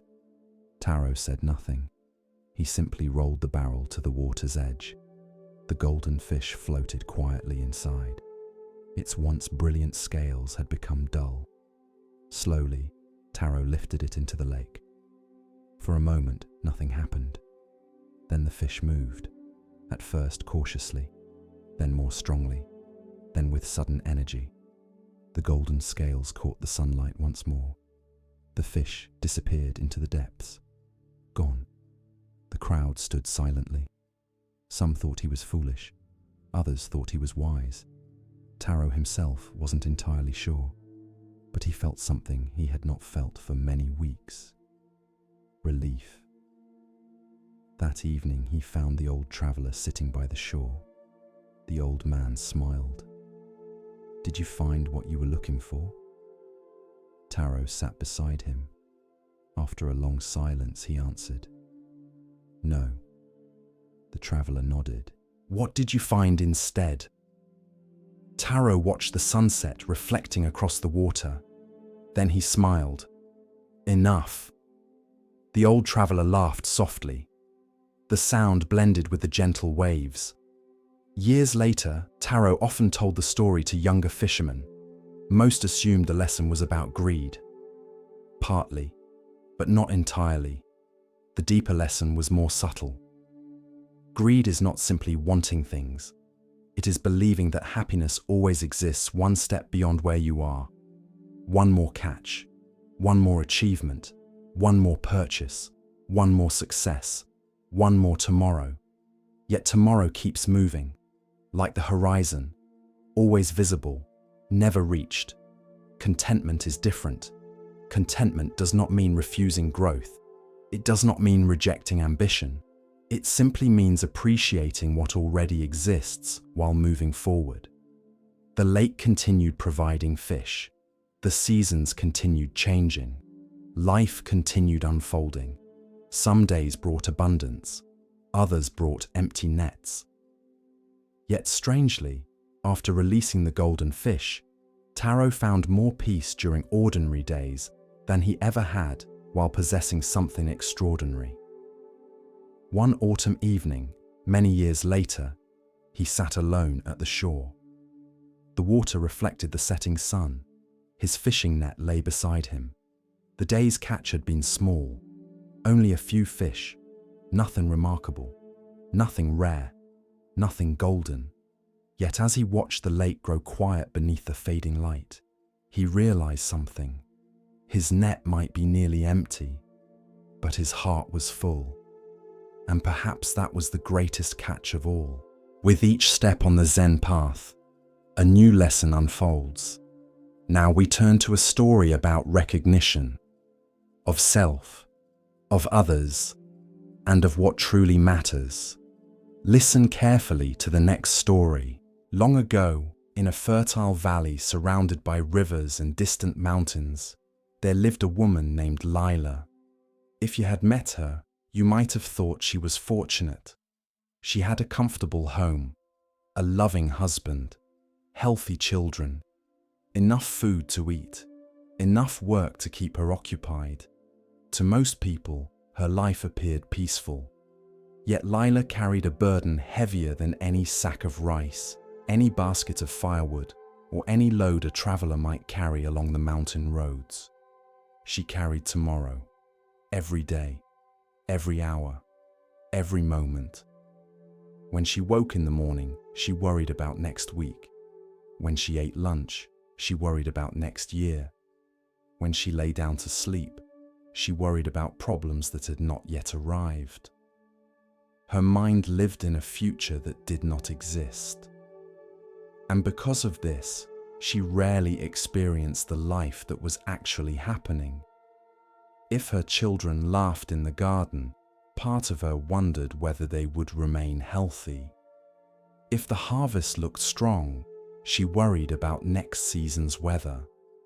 If her husband returned safely from town, she imagined accidents that might happen tomorrow. Even during happy moments, fear quietly followed her. Not because anything terrible was happening, but because something terrible might happen. The possibilities never ended, and neither did her worrying. At first, she believed her worry was useful. She told herself it made her responsible, prepared, careful. But over time, worry began consuming her peace, then her energy, then her joy. Gradually, she stopped noticing the beauty around her, the changing seasons, the songs of birds, the warmth of shared meals, the laughter of friends. Everything became overshadowed by what might happen next. One spring morning, as she hung laundry beside the river, her elderly neighbor watched her pacing back and forth. The neighbor's name was Amma. She was nearly 80 years old. Her back was bent, her hair completely white, yet her eyes carried an unusual calmness. People often visited her when life became confusing, not because she had all the answers, but because she seemed deeply at peace. As Lila paced nearby, Amma finally asked, "What are you carrying?" Lila stopped. "Carrying?" The old woman nodded. "You walk as though you are carrying something heavy." Lila laughed. "My hands are empty." Amma smiled. "Are they?" The question lingered, but Lila simply shook her head and continued working. That evening, she worried about the coming harvest. The next day, she worried about a rumor of rising prices in the city. The day after that, she worried about a cough her youngest son developed. The cough disappeared within 2 days. The worry remained. Weeks passed, then months. Summer arrived. The valley grew green and abundant. Yet Lila's mind remained trapped in futures that had not happened. One evening, after a particularly exhausting day, she sat beside the river watching the current flow past. The water moved steadily, effortlessly. Nearby, Amma sat mending a basket. For a long time, neither spoke. Finally, Lila sighed. "I am tired." The old woman nodded. "Yes." "I sleep enough." "Yes." "I eat enough." "Yes." "Then why am I always tired?" Amma placed the basket aside. Then she pointed toward the river. "What do you see?" "Water." "What else?" "A current." The old woman nodded. "Imagine carrying a bucket of that river." Lila frowned. "What do you mean?" "Fill a bucket and carry it." Lila laughed. "It would be heavy." "Yes." The old woman smiled. "Now imagine carrying tomorrow." Lila fell silent. For the first time, she understood what Amma had been asking. The old woman continued. "Most people carry today's responsibilities." She pointed toward the river. "You carry today's responsibilities, tomorrow's responsibilities, next month's responsibilities, and problems that may never arrive." The words struck deeply because they were true, painfully true. Yet understanding the problem and solving it were not the same thing. The next morning, Lila woke determined to worry less. Within an hour, she was worrying about whether she would succeed. The irony was not lost on her. Several days later, Amma invited her for tea. The old woman's home overlooked the valley. From her porch, the entire landscape could be seen: fields, forests, rivers, mountains. As they drank tea, Amma handed Lila a large basket. "Hold this," Lila did. It was empty. "Heavy?" "No." The old woman placed a single stone inside. "Now?" "A little heavier." Then another stone, and another, and another. Soon the basket contained dozens of stones. Lila shifted uncomfortably. The weight increased rapidly. Finally, the basket became difficult to hold. Her arms began trembling. After several minutes, she set it down. Immediately, relief flooded through her body. Amma smiled. "The basket is your mind." Lila listened carefully. "The stones are your worries." The old woman pointed toward the basket. "One stone may not seem significant, but enough stones carried long enough become exhausting." Lila stared at the basket. The lesson felt obvious, yet she had never truly seen it before. The following weeks became an experiment. Whenever she noticed herself worrying about something far in the future, she imagined placing another stone into the basket. At first, the practice revealed something surprising. Her mind generated far more worries than she realized. Dozens every day, sometimes hundreds. Most concerned events that never occurred. Others involved situations she could not control. Many contradicted one another. The realization was humbling. One afternoon, her husband returned from town later than expected. Immediately, her mind began creating stories. An accident, an illness, a robbery. Disaster after disaster unfolded in her imagination. Then she remembered the basket, another stone. She took a breath, then another. An hour later, her husband arrived home smiling. A wagon wheel had broken on the road. Nothing more. The imagined disasters vanished. Yet she noticed something important. The worry had not protected him. It had only exhausted her. Months passed. Slowly, Lila became more aware of her mental habits. Not free from them, aware of them. That alone changed many things.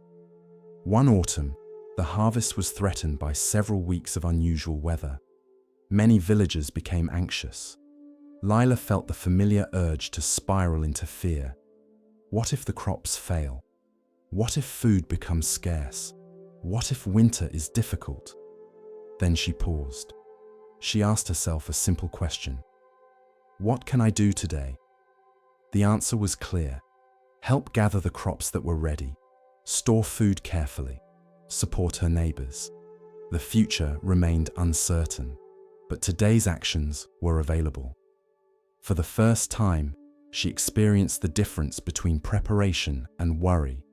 Preparation created movement. Worry created paralysis. Preparation solved problems. Worry rehearsed them. The distinction transformed her understanding. One winter evening, a traveling monk arrived in the village. The villagers gathered to hear his teachings. The monk spoke about many things: impermanence, compassion, mindfulness. Then he said something that immediately captured Lila's attention. The future is a useful servant, but a terrible home. The entire room grew quiet. The monk continued. Many people visit tomorrow. There is nothing wrong with that. We must plan. We must prepare. We must learn from the past and consider the future. He paused. The problem begins when we move there permanently. Lila felt as though the words were directed specifically at her. For years she had been living in tomorrow, not visiting, living. The monk smiled gently. You cannot breathe tomorrow's air. You cannot eat tomorrow's food. You cannot walk tomorrow's path. The only place life can ever be experienced is here. The lesson stayed with her long after the monk departed. Years continued passing. Gradually, the people closest to Lila noticed changes. She laughed more easily, listened more carefully, rushed less. When problems appeared, she handled them calmly, not because she stopped caring, but because she stopped carrying every possible future simultaneously. One spring morning, her youngest daughter asked, "Mother, why do you smile so much now?" Lila laughed. Then she thought carefully before answering. "Because I finally put down something very heavy." The child looked around. What was it? Lila pointed toward the sky. Clouds. The daughter looked confused. What? Lila smiled. I spent years trying to carry clouds. The child laughed, and perhaps that was the perfect answer. Many years later, when Amma grew very old and her final days approached, Lila visited her often. One evening they sat together watching the sunset. The valley glowed gold. Birds crossed the sky. The river reflected the fading light. Amma looked peaceful, very peaceful. Lila asked, "Were you ever afraid of tomorrow?" The old woman smiled. "Of course." The answer surprised her. "You were. Many times. Then how did you become so calm? Amma looked toward the horizon. Then she answered, I stopped trying to arrive before I got there. The words settled deeply into Leela's heart. A few days later, Amma passed away quietly in her sleep. The village mourned her, yet everyone agreed she had lived well. Not because her life had been easy, because it had been fully lived. Leela carried that lesson forward. Years became decades. Her children grew, then had children of their own. The valley changed. The world changed. Life brought both joy and sorrow. Some worries she had once carried eventually came true. Many never did. The realization was important, because even when genuine difficulties arrived, she handled them better than she had handled imaginary ones. Reality, she discovered, was often easier than fear. Fear demanded endless rehearsal. Reality only required presence. As an old woman herself, Leela eventually became known for her wisdom. People came seeking advice. Young parents worried about their children. Farmers worried about future harvests. Merchants worried about uncertain markets. Everyone seemed to be carrying tomorrow. Whenever possible, she shared the same lesson. Not through long lectures, through questions. What can you do today? The answer often changed everything. One evening, near the end of her life, Leela sat beside the same river where Amma had first spoken to her many years earlier. The current flowed steadily, just as it always had. The water never hurried, never worried about reaching the sea. It simply moved, moment by moment, bend by bend, day by day. Watching it, Leela smiled. At last, she understood something she'd spent decades learning. Life unfolds exactly this way, not all at once, not a year at a time, not a decade at a time, a moment at a time, a breath at a time, a step at a time. The future eventually becomes the present, and when it does, we meet it exactly as we meet everything else. Here, now, not before, not after. As the evening deepened, she remembered Amma's basket of stones, how heavy it had felt, how unnecessary much of that weight had been. And she realized something beautiful. The future had never asked to be carried. It only asked to be met when it arrived. And perhaps that is the lesson. Many people spend their lives carrying tomorrows that never come, imagining problems that never happen, rehearsing conversations that never occur, fearing storms that never arrive. The burden feels real. The exhaustion feels real. Yet much of the weight comes not from life itself, but from trying to live several lives at once. Today's life, tomorrow's life, next year's life. The life we fear, the life we hope for, the life we imagine. Meanwhile, the only life actually available quietly waits. Here, in this breath, this conversation, this meal, this sunrise, this moment. The future will come, as it always does. But until then, perhaps we can set down the basket. Perhaps we can stop carrying clouds. Perhaps we can trust the road enough to walk it one step at a time. For the person who carries tomorrow everywhere eventually discovers a simple truth. The future becomes lighter the moment we stop trying to carry it before it arrives. As our exploration of Zen Buddhism deepens, let us listen to a story that reveals how true worth is often overlooked. Here starts the next story.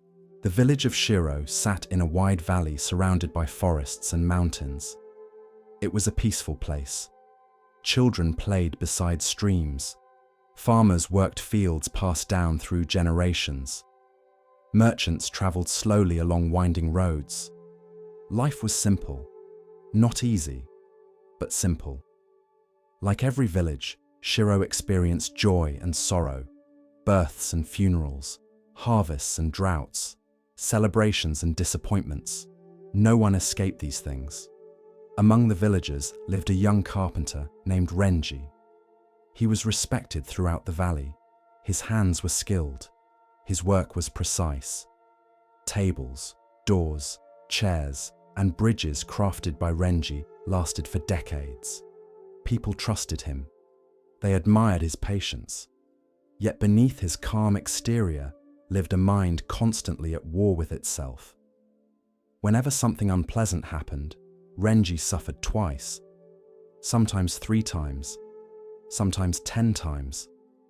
A minor mistake would occupy his thoughts for weeks. A criticism would replay in his mind for months. A disappointment would grow larger each time he remembered it. He rarely noticed this habit, because it felt normal. Most people around him behaved similarly. One spring morning, while helping repair a roof, Renji slipped. He fell several feet and injured his shoulder. The injury was not severe. Painful, certainly, but not permanent. The village doctor examined him. "You must rest for several weeks." Renji nodded. Yet as he walked home, something strange began happening. The physical pain remained in his shoulder, but another kind of pain appeared inside his mind. Why did this happen? What if it never heals properly? What if I cannot work again? What will people think? What if customers stop coming? What if this ruins everything? By evening, the mental suffering exceeded the physical injury. His shoulder hurt, but his thoughts hurt more. The following days became miserable, not because the injury worsened, because Renji constantly fed it with fear. Every ache became evidence of disaster. Every discomfort became a prediction. Every uncertainty became a threat. Eventually, his wife grew concerned.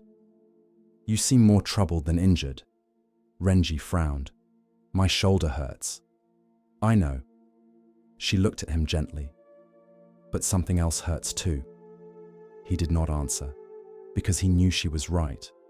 Several days later, an elderly monk arrived in the village. His name was Venerable Taro. He often traveled between mountain monasteries, stopping briefly in villages along the way. People respected him, not because he performed miracles, because he listened carefully. When Renji's wife suggested visiting him, the carpenter resisted. What could a monk possibly know about injuries? Still, boredom and frustration eventually persuaded him. One afternoon, he walked to the temple where Taro was staying. The monk welcomed him warmly. After tea was served, Renji explained everything: the fall, the injury, the fear, the frustration, the uncertainty. The old monk listened quietly. When Renji finished, Taro asked, "Does your shoulder hurt right now?" "Yes." The monk nodded, then asked, "And what else hurts?" Renji looked confused. "What do you mean?" The monk smiled. "Besides the shoulder." The carpenter opened his mouth, then closed it again, because he suddenly realized the answer. Fear hurt, worry hurt, anger hurt, frustration hurt. The injury was not alone. The monk continued, "Imagine a man walking through the forest." Renji listened. Suddenly, an arrow strikes his leg. The old monk paused. "It hurts." "Of course." The carpenter nodded. "Then imagine the man immediately shoots himself with a second arrow." Renji frowned. "Why would anyone do that?" The monk smiled. "Exactly." Silence filled the room. Finally, Taro continued. "The first arrow is unavoidable pain. The second arrow is everything we add to it." The words settled slowly. The monk continued. "The injury is the first arrow. The fear is the second. The anger is the second. The endless worrying is the second. The stories about what might happen are the second." Renji stared at the floor. Something about the image felt painfully accurate. For days he had been shooting himself with second arrows, again and again. The injury remained, yet he had multiplied his suffering through resistance. That evening, he returned home thinking about arrows. Not medicine, not recovery, arrows. The next morning, his shoulder still hurt. The first arrow remained. But when fearful thoughts appeared, he noticed them differently. Second arrow. When frustration arose, second arrow. When catastrophic predictions appeared, second arrow. The practice did not eliminate suffering immediately, but it created space. For the first time, he could distinguish between pain and the story surrounding pain. Several weeks later, his shoulder improved. The physical injury healed exactly as the doctor predicted. Yet the lesson remained, and life quickly provided opportunities to practice it. One summer afternoon, a wealthy customer rejected a piece of furniture Renji had spent weeks creating. The criticism stung. The first arrow landed. Disappointment, embarrassment, frustration. Then the familiar thoughts arrived. I'm not good enough. My reputation is ruined. Everyone will hear about this. The business will fail. But now he recognized them. Second arrows. He smiled despite himself. The rejection still hurt, yet not nearly as much as before. Months passed. The lesson deepened. One autumn, heavy rains destroyed part of the harvest. Farmers throughout the valley became distressed. Some worried constantly about winter. Others argued with neighbors. Several blamed themselves. Several blamed fate. Several blamed the weather. The suffering spread far beyond the damaged crops. One evening, Renji found himself discussing the situation with Taro. The monk listened, then asked, "Did the rain create all this suffering?" The carpenter considered carefully. Partly, but not entirely. The ruined crops were real. Yet much of the anguish came from thoughts about the future, thoughts about unfairness, thoughts about what should have happened. Second arrows. The old monk nodded. You are beginning to see. Years passed. One winter, Renji's father became seriously ill. The illness arrived suddenly. Within weeks, the entire family understood the situation. The old man would not recover. The reality hurt deeply, perhaps more deeply than anything Renji had experienced. The first arrow felt enormous. He loved his father. The impending loss was real, painful, unavoidable. For several days, grief consumed him. Then one evening, while sitting beside his father's bed, he noticed something. Alongside sadness lived another suffering. Resistance. A desperate demand that reality become different. A refusal to accept what was happening. The second arrow had returned. Not through fear this time, through attachment, through the belief that life should not change. Tears filled his eyes, because he finally understood something important. The Buddha never taught that pain could be avoided. Even enlightened beings grow old, become ill, lose loved ones, experience sorrow. The first arrow belongs to everyone. The second arrow is optional, not easy to avoid, but optional. His father passed away peacefully several weeks later. The grief remained, yet something felt different. Renji mourned fully, cried openly, remembered lovingly, without adding unnecessary resistance. The experience transformed him. Many years later, people began seeking his advice.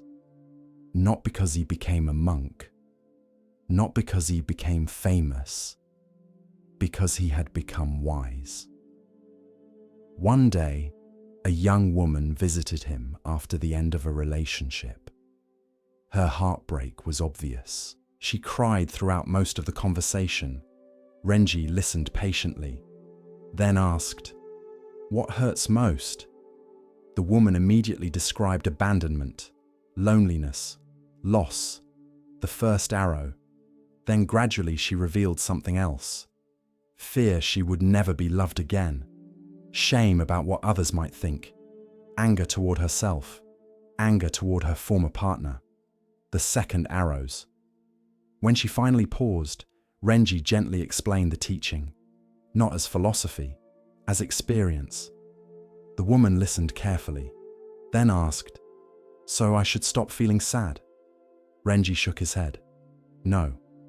Sadness is natural. Sadness is the first arrow." He smiled kindly. "Let yourself feel it." The woman looked relieved, because many people confuse acceptance with suppression. The teaching was never about denying pain, only about not multiplying it. Years continued flowing by. The village changed. Children became adults. Adults became elders. New houses appeared. Old houses disappeared. Through it all, Renji continued observing arrows, everywhere. A merchant lost money and added shame. Second arrow. A farmer experienced drought and added resentment. Second arrow. A young man failed an examination and added self-hatred. Second arrow. The pattern seemed endless. One spring morning, while working beside the river, Renji watched a child fall from a bicycle. The boy scraped his knee and immediately began crying. The injury was minor, yet moments later another child approached. Instead of helping, he laughed. The injured boy's crying intensified. Renji smiled sadly. There it was again. The first arrow, then the second. The lesson seemed woven into every aspect of life. Late in life, Renji visited Taro one final time. The old monk now lived permanently in a mountain temple. Age had slowed him considerably, yet his eyes remained bright. The two men sat overlooking a valley filled with autumn colors. After a long silence, Renji asked, "Master, why do people keep shooting second arrows?" The monk laughed softly. "Because they don't realize they are holding the bow." The answer felt perfect, simple, direct, true. For many years, Renji reflected on those words. Most suffering added itself automatically, habitually, unconsciously. People rarely noticed the moment they picked up the bow, yet awareness changed everything. As old age approached, Renji experienced new forms of pain. His joints ached, his eyesight weakened, his energy declined. The first arrows multiplied, yet surprisingly, he became more peaceful. Not because life became easier, because he stopped arguing with reality. One evening, his grandson asked, "Grandfather, are you afraid of getting old?" Renji smiled. "I don't enjoy the aching knees." The boy laughed. "But are you afraid?" The old carpenter looked toward the sunset, then answered honestly, "Sometimes." The boy seemed surprised. "You still get afraid?" "Of course," Renji smiled. "The difference is that I no longer build a house for the fear to live in." The child did not fully understand, but one day he would. Because life teaches everyone about arrows. Every person experiences pain. Every person experiences loss. Every person encounters disappointment. The first arrow never asks permission. It arrives. The Buddha understood this deeply. He never promised a life without difficulty. Instead, he pointed towards something liberating. The realization that much suffering comes not from events themselves, but from our relationship to them. Pain becomes suffering, loss becomes bitterness, fear becomes panic, because we add layer after layer, arrow after arrow. The teaching does not eliminate sadness. It does not eliminate grief. It does not eliminate pain. It simply asks a question. After the first arrow lands, must we keep shooting? the answer changes everything. For perhaps the greatest freedom available to us is not controlling what happens, but learning how to respond, learning to feel pain without becoming pain, learning to experience grief without becoming trapped by grief, learning to meet difficulty without multiplying it. The first arrow may be unavoidable, but the second arrow rests in our hands, and wisdom begins the moment we notice the bow. Continuing along the path of Zen insight, we pause now to hear a teaching about perception and hidden value. Listen carefully to the next story. In a quiet monastery near the edge of a pine forest, there was a small ceramic bowl that everyone knew. It was not made of gold. It was not decorated with jewels. It was not rare or expensive. Yet the monks treated it with care. The bowl was white, with a thin blue line painted around its rim. Its surface showed small marks from years of use. A faint crack ran along one side, carefully repaired with golden lacquer. Every morning, the bowl was placed on the table in the meditation hall. It held fresh water, nothing more. The monks said the bowl reminded them of gratitude, clear water, simple need, enough. Among the youngest students in the monastery was a boy named Miko. Miko was kind-hearted, but careless. He moved quickly. He forgot instructions. He often reached before looking. One morning, while helping clean the meditation hall, Miko lifted the bowl from the table. He meant to carry it carefully, but his sleeve caught the edge of a candle stand. He stumbled. The bowl slipped from his hands. For one brief moment, it hung in the air. Then it struck the stone floor. The sound echoed sharply through the hall. The bowl broke into several pieces. Miko froze. His face turned pale. Several monks turned toward him. No one spoke. The boy looked at the broken pieces scattered across the floor. His throat tightened. "I'm sorry," he whispered. The abbot, an elderly monk named Master Hosen, walked slowly toward him. Miko lowered his head, expecting anger. Instead, Hosen knelt beside the broken bowl. He picked up one piece, then another. His movements were gentle. After a long silence, he asked, "Miko, what do you see?" The boy's eyes filled with tears. "I ruined it." The old monk nodded. "That is one way to see." Miko looked confused. "What else is there?" Hosen held up a piece of the bowl. "This bowl held water for many years." Miko said nothing. "It sat through thousands of mornings." The monk continued. "It served the monastery quietly. It reminded many people to be grateful." He placed the broken piece into Miko's hands. "Now it teaches one more lesson." The boy looked down at the fragment. "What lesson?" Master Hosen smiled softly. "That even when something breaks, not everything is lost." The words entered the quiet hall. The monks began helping gather the pieces. Later that day, Hosen and Miko sat together near the garden. The broken bowl rested between them on a cloth. Miko still looked ashamed. The old monk asked, "Are you sad because the bowl broke?" "Yes." "Or because you broke it?" Miko hesitated. "Both." Hosen nodded. "That is honest." The wind moved gently through the trees. Then the old monk said, "Many people suffer because they believe only perfect things deserve gratitude." Miko listened. A perfect bowl, a perfect day, a perfect family, a perfect life. He touched one of the broken pieces. "But life is rarely perfect." Miko whispered, "Then what should we be grateful for?" The old monk smiled. "For what remains." The next morning, the bowl did not sit on the table. Its absence felt strange. Miko noticed it immediately. For days, he avoided looking at the empty space.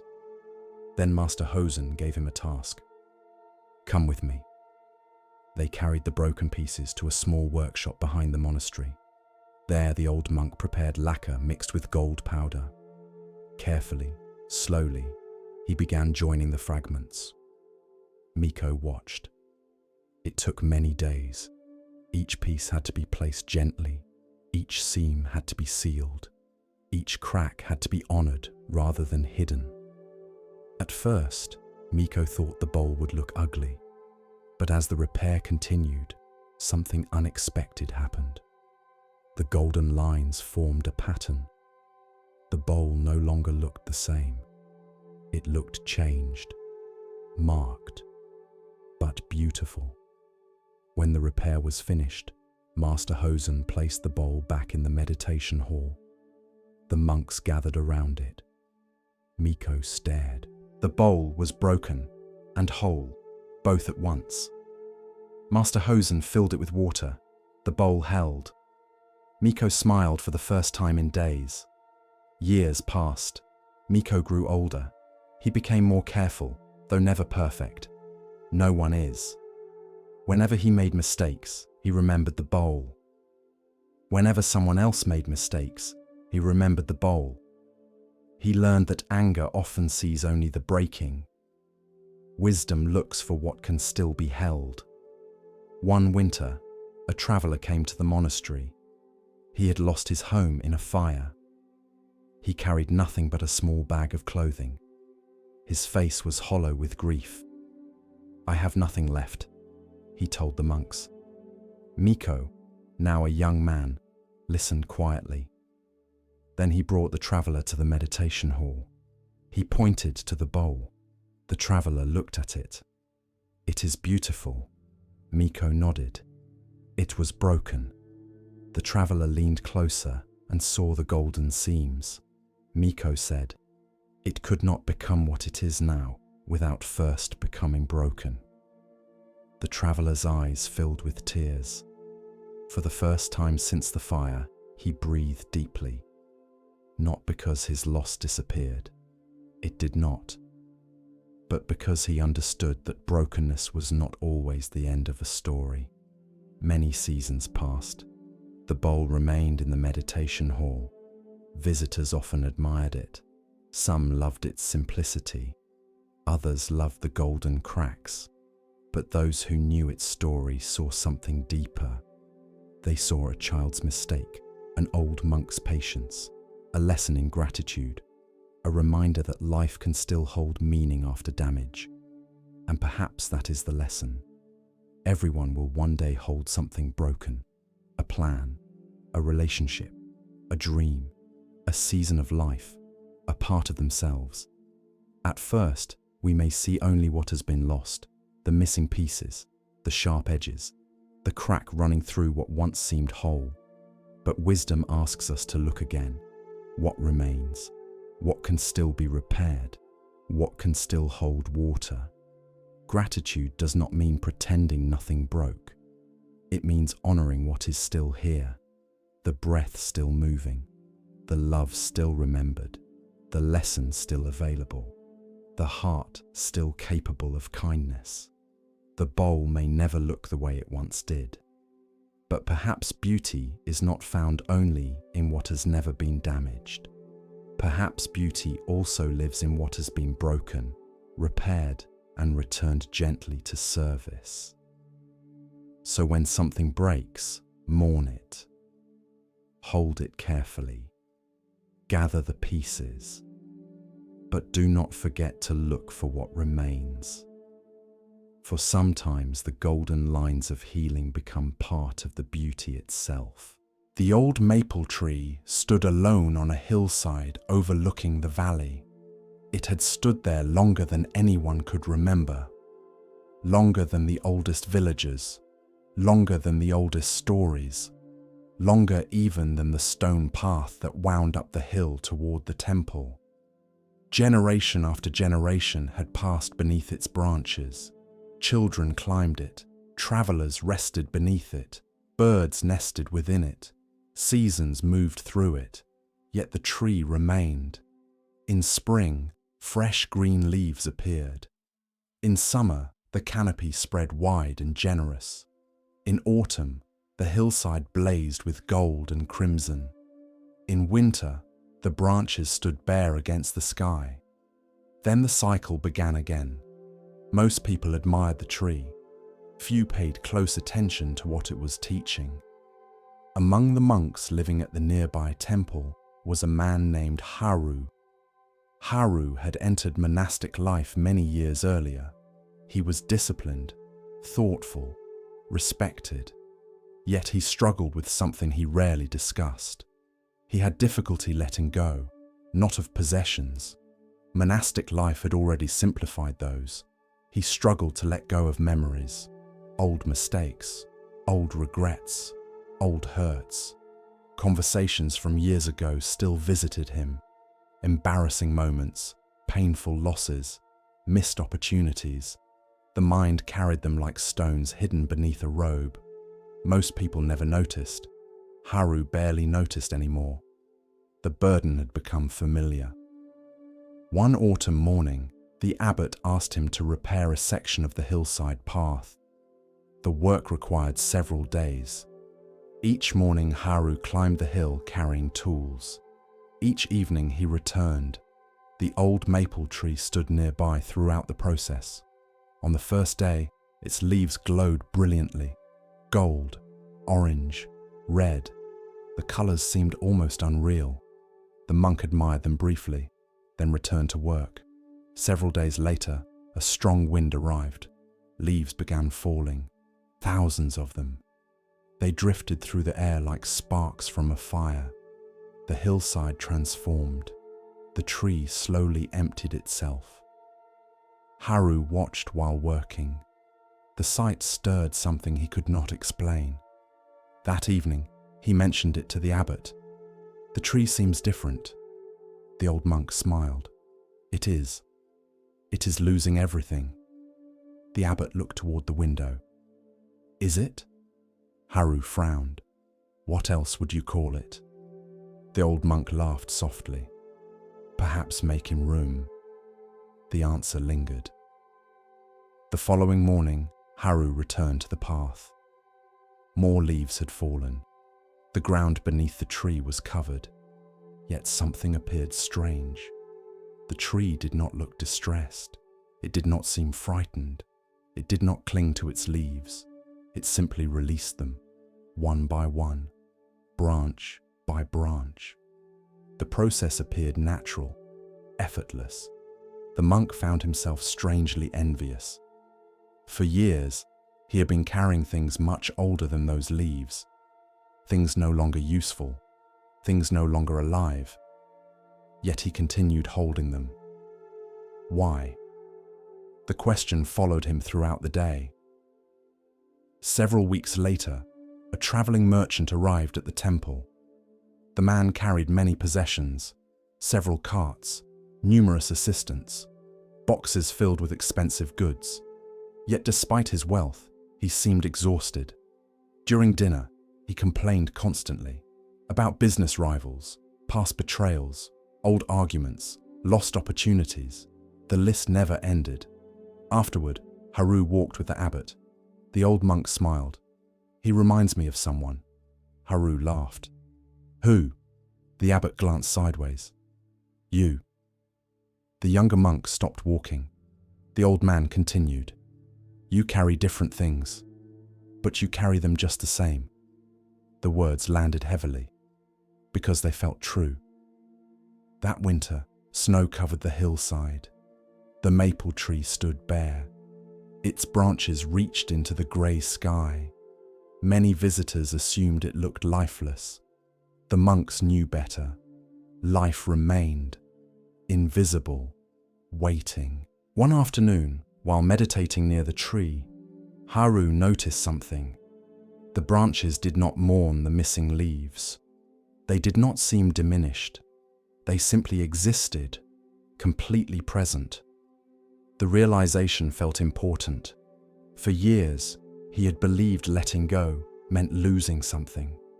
Perhaps that belief was wrong. Perhaps letting go created space, the way autumn created space for winter. The way winter created space for spring. The way an empty bowl creates space for tea. The thought stayed with him. Several months later, spring arrived. Tiny buds appeared along the branches, then leaves, fresh, green, new. The transformation amazed him. The tree had not suffered because it released the old leaves. It had flourished because it released them. The lesson deepened. What if the same principle applied to people? What if holding everything prevented renewal? What if clinging blocked growth? The possibility felt both hopeful and uncomfortable because it implied responsibility. One evening, Haru sat alone reviewing old memories. A mistake from his youth surfaced, one he had replayed countless times. Normally he would analyze it again, judge it again, regret it again. Instead, he imagined the maple tree, autumn wind, falling leaves, branch releasing what no longer belonged. The memory remained, but something changed. For the first time, he stopped gripping it. The experience felt strange, like unclenching a fist after years. Nothing dramatic happened, no lightning, no revelation, just a small release, a little less weight, a little more space. Years passed. The practice continued, not perfectly, not constantly, but consistently. Whenever old resentments appeared, Haru remembered the leaves. Whenever regrets resurfaced, he remembered the leaves. Whenever attachment tightened around his thoughts, he remembered the leaves. Gradually, the burden grew lighter. One autumn, a young novice approached him. The boy looked troubled. "I cannot stop thinking about something." Haru smiled. "What happened?" The novice described an argument, an insult, a painful misunderstanding. The details mattered less than the pattern. The young monk carried it everywhere, like a stone. Haru listened carefully, then led him to the maple tree. Autumn had arrived once again. Leaves drifted gently from the branches. The novice watched silently. After several minutes, Haru asked, "What is the tree doing?" "Losing its leaves." The older monk nodded. "Why?" The novice shrugged. "Because it has to." Haru smiled. "Exactly." The lesson began working immediately, not because it solved the boy's problem, because it changed his relationship with it. The years flowed onward. The maple tree continued its cycles: spring, summer, autumn, winter. Again and again, the tree became famous among the monks, not for its beauty, though it was beautiful, for its teaching. Many visitors sat beneath it. Many lessons emerged there. Each person saw something different, yet most discovered the same truth eventually. Nothing can be held forever. Not possessions, not emotions, not seasons, not identities, not even life itself. The attempt creates suffering. The release creates freedom. Late in life, Haru climbed the hillside one final autumn. His hair had turned white. His steps had slowed. The maple tree remained. Golden leaves filled its branches. The site looked exactly as it had decades earlier, and entirely different. The old monk sat beneath the canopy. Leaves drifted around him. One landed gently in his lap. He picked it up, studied its color, its shape, its delicate veins, beautiful and temporary. The combination felt perfect. For a long time, he simply sat, watching leaves fall, watching clouds move, watching the afternoon light change. Nothing needed improvement. Nothing needed holding. Nothing needed resisting. The lesson had finally become part of him. Several days later, a young monk asked, "Master, what is the secret to peace?" Haru smiled, then pointed toward the maple tree. The novice looked confused. "The tree?" The old monk nodded. "What does it teach?" The younger monk thought carefully. It lets go. Haru smiled. Yes. The novice waited. The older monk continued. Every year. The simplicity felt profound, because wisdom often is. And perhaps that is the lesson. Many people spend years holding things that life is asking them to release. Old anger, old guilt, old identities, old expectations, old versions of themselves. The grip becomes so familiar, they mistake it for necessity. Yet nature teaches something different. The tree does not keep last year's leaves. The river does not keep yesterday's water. The sky does not keep last season's clouds. Life renews itself through release. The Buddha taught that clinging creates suffering because reality is constantly changing. We try to hold what must move, keep what must leave, preserve what must transform. The struggle exhausts us. Letting go does not mean forgetting. It does not mean pretending something never mattered. The tree does not reject its leaves. It simply releases them when their season ends. We can do the same. Honor the memory, learn the lesson, appreciate the experience, then allow it to fall, so that something new may grow. Like the old maple tree on the hillside, we too become lighter when we stop carrying every season forever. And in that release, we discover that losing is not always the opposite of growing. Sometimes it is the beginning of it. As we drift deeper into the still waters of Zen, a quiet teaching begins to rise, one that speaks of clarity and of value not always seen. Listen gently now. The next story begins. At the edge of a great valley stood a village famous for its cloth. Travelers came from distant regions to purchase the fabric woven there. The colors were rich, the patterns intricate, the craftsmanship exceptional. Every household possessed at least one loom. The sound of weaving filled the streets from dawn until evening. Threads crossed, patterns emerged, cloth appeared. Generation after generation, the art continued. Among the villagers lived a young woman named Emmy. She was considered one of the most talented weavers of her age. Her hands moved quickly. Her designs impressed everyone. Merchants often competed to purchase her work. Yet despite her skill, Emmy carried a quiet frustration. She wanted recognition, not appreciation. Recognition.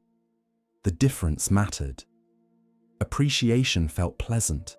Recognition felt important. Whenever buyers praised the village, she wished they would praise her specifically. Whenever people admired the cloth, she wished they understood who created it. The desire was understandable, very human, and increasingly exhausting. One autumn afternoon, a wealthy merchant purchased several pieces of her finest work. After carefully inspecting the fabric, he smiled. The village continues producing remarkable cloth. Emmy forced a polite smile. The village, not her. The merchant continued praising the community, the traditions, the region, the craftspeople collectively. By the time he departed, irritation simmered inside her. She returned home frustrated. Her grandmother immediately noticed. The older woman rarely missed much. "What troubles you?" Emmy sighed. "Nobody sees me." The grandmother smiled. "I can see you. You know what I mean." The old woman nodded. She did. Very well. Emmy's grandmother, Akiko, had woven cloth for more than 60 years. Her hands had grown slower, her eyesight weaker. Yet many villagers still sought her advice. Not because she produced the finest cloth anymore, because she understood things beyond weaving. She listened quietly, then asked, "Who made the cloth?" The question seemed absurd. "I did." Akiko nodded. Alone? Of course. The grandmother smiled gently. The expression immediately annoyed Emmy, because it suggested a lesson was coming, and lessons often arrived disguised as questions. The older woman pointed toward the loom. Who built it? Emmy frowned. A carpenter. Who taught the carpenter? The young woman hesitated. Another carpenter. The grandmother continued. Who grew the trees? The forest. Who brought the water that fed the forest? The lesson was beginning to appear, yet Emmy resisted. That isn't what I mean. Akiko nodded. I know. The older woman returned to her work. The conversation seemed unfinished, which meant it probably wasn't. Several days later, the village prepared for the annual harvest festival. The celebration brought together farmers, merchants, artisans, travelers, and families from across the valley. Everyone participated. Food was shared, music played, stories were told. For a few days each year, the entire valley felt connected. Emmy helped prepare decorative banners for the event. While working, she noticed something. Every banner required many different contributions. The cloth came from weavers. The dyes came from merchants. The wooden poles came from carpenters. The designs came from artists. The fibers came from farmers growing flax. No single person could create the entire banner alone. The observation lingered, yet she dismissed it quickly. A banner was one thing. Her work was different, or so she believed. During the festival, a wandering monk arrived. His name was Master Jun. He carried little, owned almost nothing, yet wherever he stopped, people gathered. Not because he performed miracles, because he told stories. And somehow his stories always revealed something about the listener. One evening, the villagers invited him to speak beside a large fire. Children sat near the front. Adults gathered behind them. The stars appeared overhead. The monk smiled, then began. There once lived a spider who believed she created her web alone. The crowd listened carefully. The story seemed simple at first. The spider worked tirelessly, built beautiful webs, took pride in her skill. Then one day, a storm destroyed everything. The spider became angry. She blamed the wind, the rain, the branches, the world itself. Eventually, an old spider asked, "Who held your web?" The younger spider answered, "I did." The elder shook her head. "The branches held it." The story continued. Who supported the branches? The tree. Who nourished the tree? The soil. Who watered the soil? The rain. Who carried the rain? The clouds. Who moved the clouds? The wind. The web depended on countless things. The spider's work mattered, but it never existed independently. The monk finished the story, then remained silent. The villagers reflected quietly.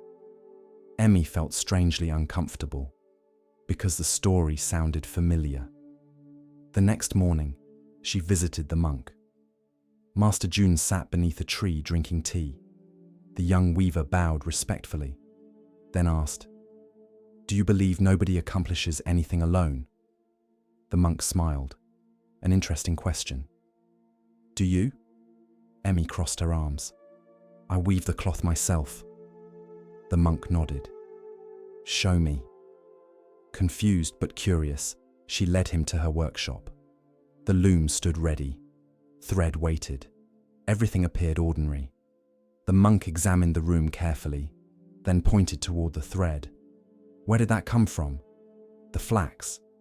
"Where did the flax come from?" "The fields." "And the fields?" The conversation felt familiar again, much too familiar. The monk smiled, then pointed toward her hands. "Who taught you to weave?" Emmy hesitated. "My grandmother." The monk nodded. "And who taught her?" The answer continued backward through generations. Teacher after teacher, parent after parent, knowledge traveling through time. Eventually the monk asked, "If every teacher disappeared, could you weave?" The young woman remained silent. The lesson was becoming difficult to ignore. Weeks passed. The questions stayed with her, not because she wanted them to, because they appeared everywhere. One morning, while eating breakfast, she noticed the bowl. Someone shaped the clay. Someone gathered the clay. Someone fired the kiln. Someone cut the wood fueling the kiln. Someone transported supplies. Someone built the roads. The bowl suddenly seemed less ordinary. Later, she walked through the marketplace. The same pattern appeared. Every object depended upon countless people. Every person depended upon countless others. The realization felt overwhelming, not unpleasant, just enormous, like standing beside the ocean for the first time. One afternoon, a drought began affecting the valley. Rain failed to arrive. Streams shrank. Fields suffered. Concern spread quickly. The weavers worried too. Without healthy crops, flax production would decline. Without flax, thread would decline. Without thread, cloth would decline. For the first time, Emmy clearly saw the connection. The weavers depended upon farmers. The farmers depended upon rain. The merchants depended upon both. The village functioned like a web. Touch one strand. The entire structure responded. The realization changed something inside her. Not completely, but noticeably.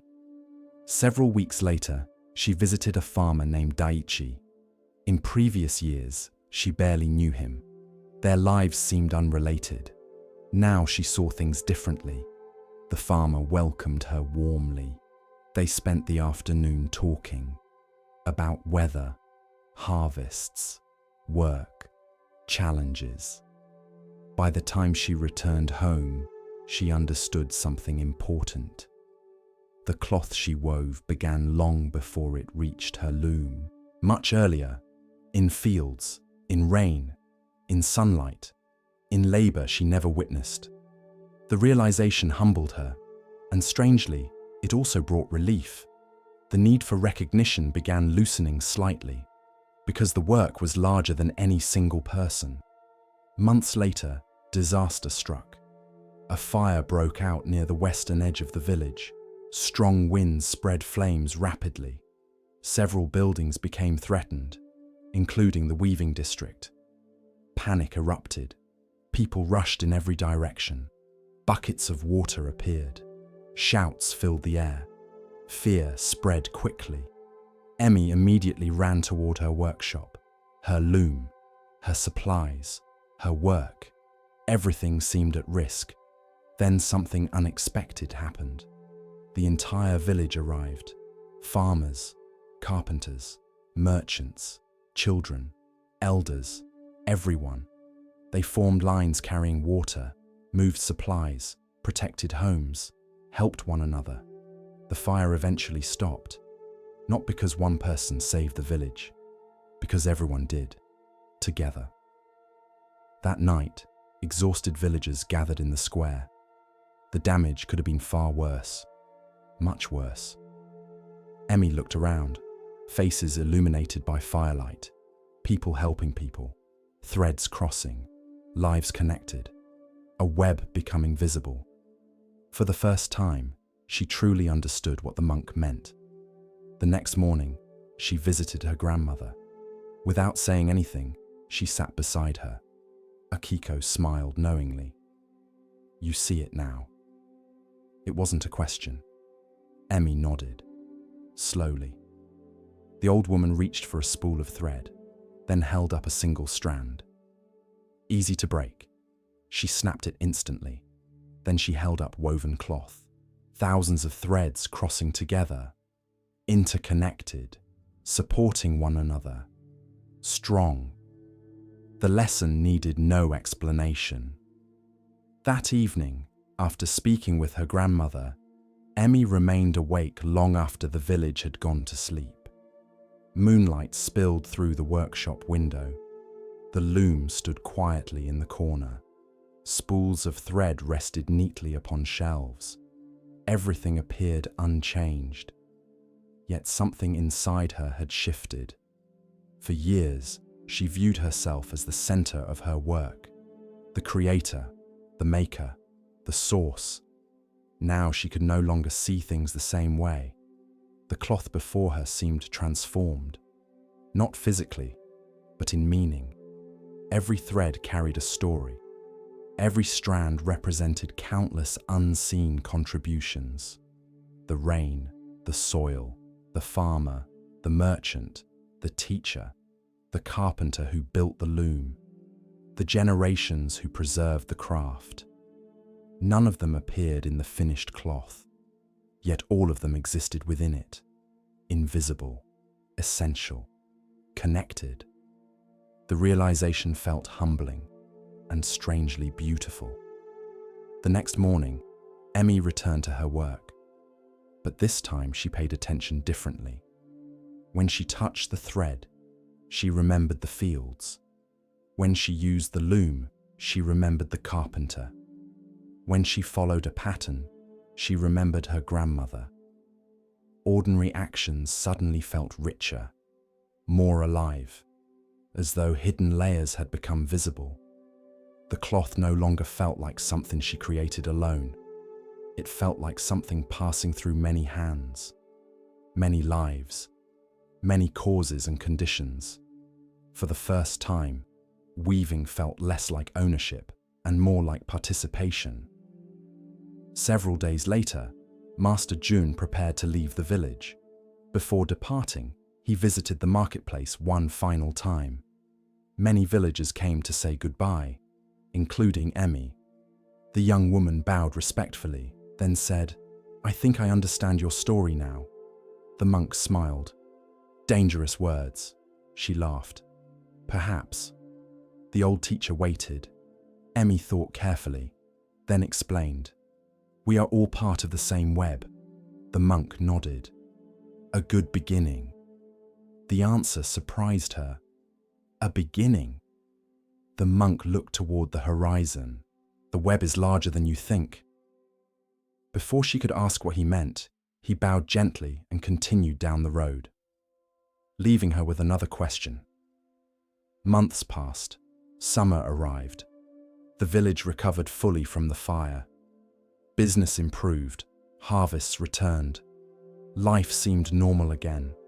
Yet Emmy kept thinking about the monk's final words. "The web is larger than you think." One afternoon, a merchant arrived from a distant coastal city. He purchased several pieces of cloth. While negotiating, he described life near the ocean: fishing boats, storms, ports, markets, cultures unlike anything Emmy had ever seen. The conversation fascinated her. For the first time, she considered how far her work traveled. The cloth she wove might cross mountains, rivers, cities, perhaps even oceans. People she would never meet might wear it, use it, depend upon it. The realization expanded her understanding. The web extended beyond the village, far beyond. Later that year, another lesson arrived unexpectedly. A severe storm struck the region. Not a fire this time, flooding. Heavy rain overwhelmed rivers. Roads became impassable. Several villages suffered extensive damage, including communities far beyond Green Hollow. For weeks, news arrived slowly. Travel remained difficult.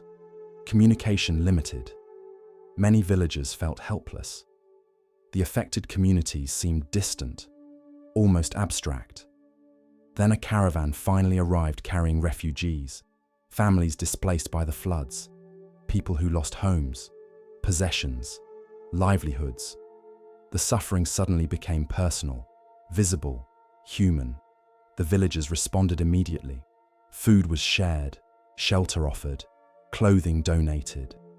Emmy contributed several rolls of cloth. The act felt natural, necessary. Yet one evening, while helping distribute supplies, she noticed something remarkable. The refugees expressed gratitude not only for the cloth, but for the people behind it. The farmers who grew the flax, the merchants who transported materials, the weavers who created fabric. Everyone contributed. The web revealed itself again. One person's work became another person's comfort. One village's effort became another village's support.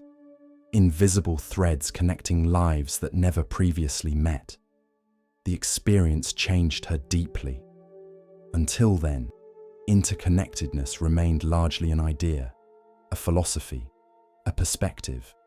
Now it became real, concrete, human. The people receiving help were not strangers, not really. Their lives touched her own in countless unseen ways. The realization expanded her compassion, because compassion grows naturally when separation weakens. One autumn afternoon, Emmy sat beside the river with her grandmother. The water moved gently beneath golden leaves. For a while, neither spoke. Then Emmy asked, "Do you think everyone is connected?" Akiko smiled. "Everyone." The younger woman nodded. "The farmers, the merchants, the travelers, the people in distant cities, the people we'll never meet." The old woman watched the river, then pointed toward the current. "Where does the water come from?" "The mountains." "And where does it go?" "The sea." The grandmother nodded. "Does the river ask permission before connecting everything?"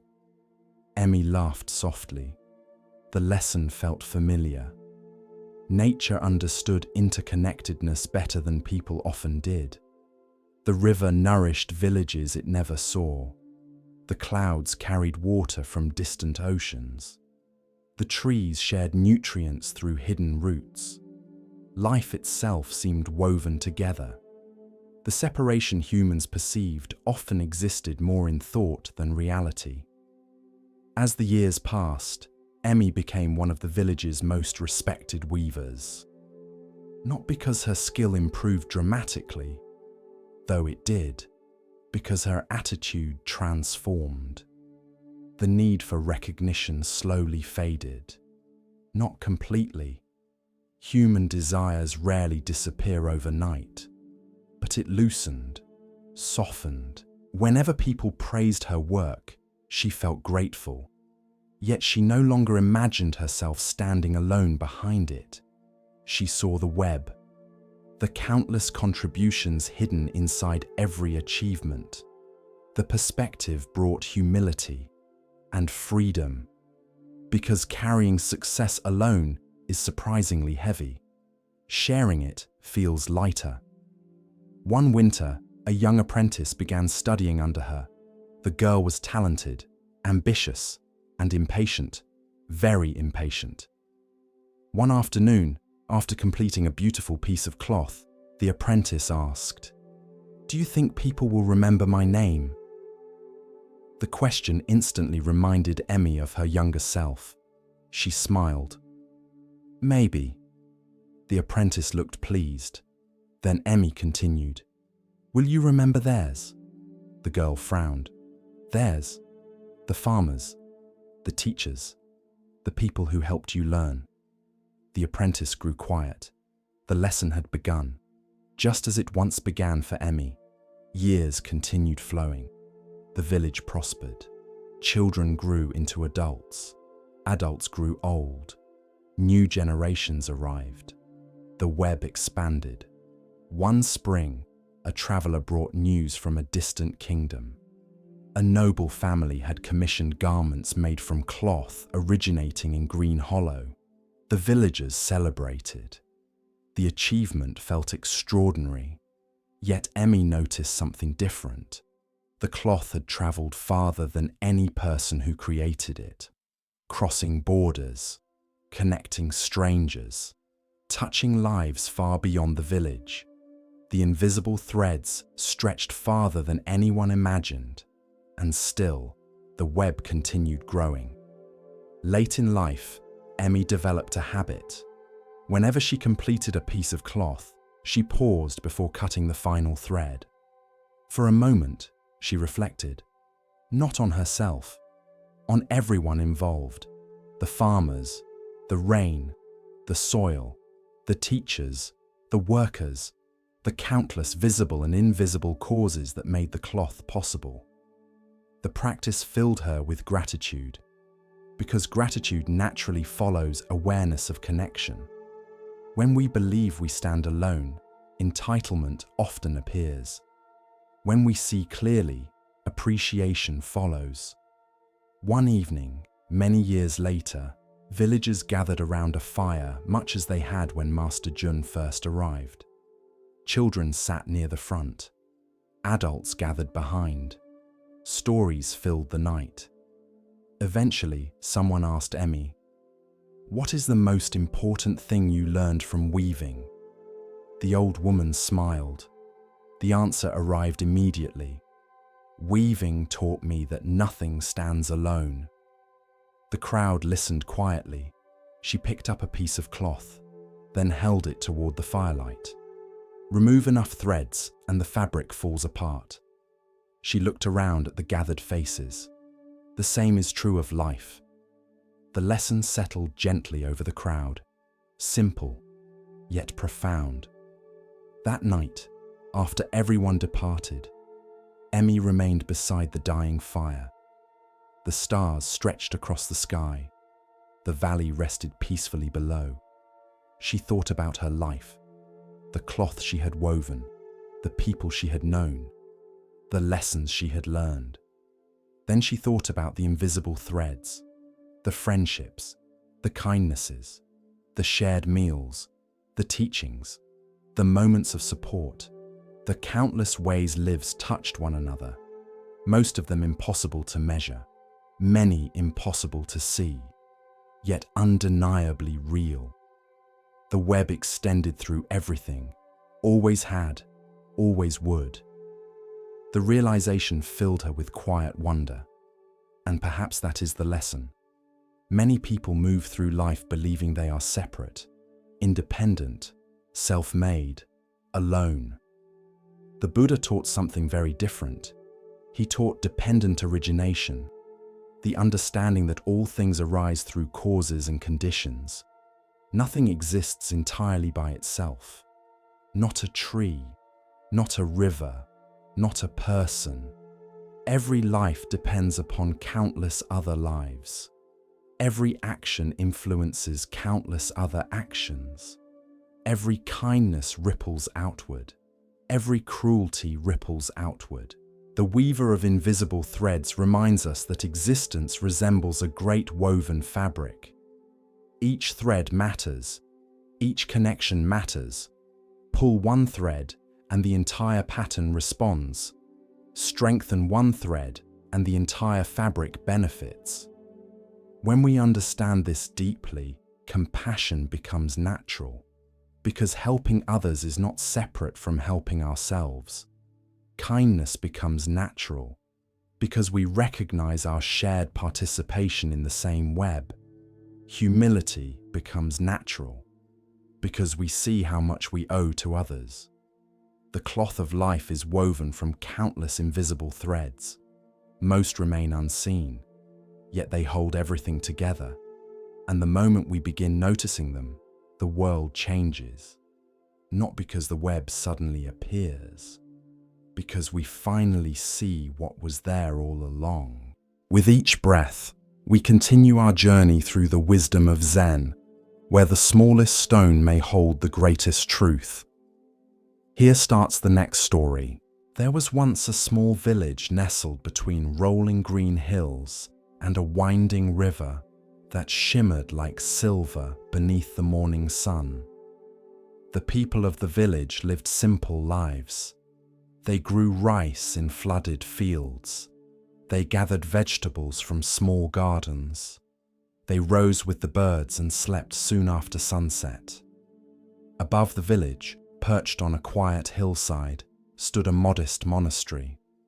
The monks there owned very little: a few robes, a meditation hall, a vegetable garden, and several large clay jars used to collect water from the river below. Every morning before dawn, one of the younger monks would walk down the steep path, carrying a wooden pole across his shoulders.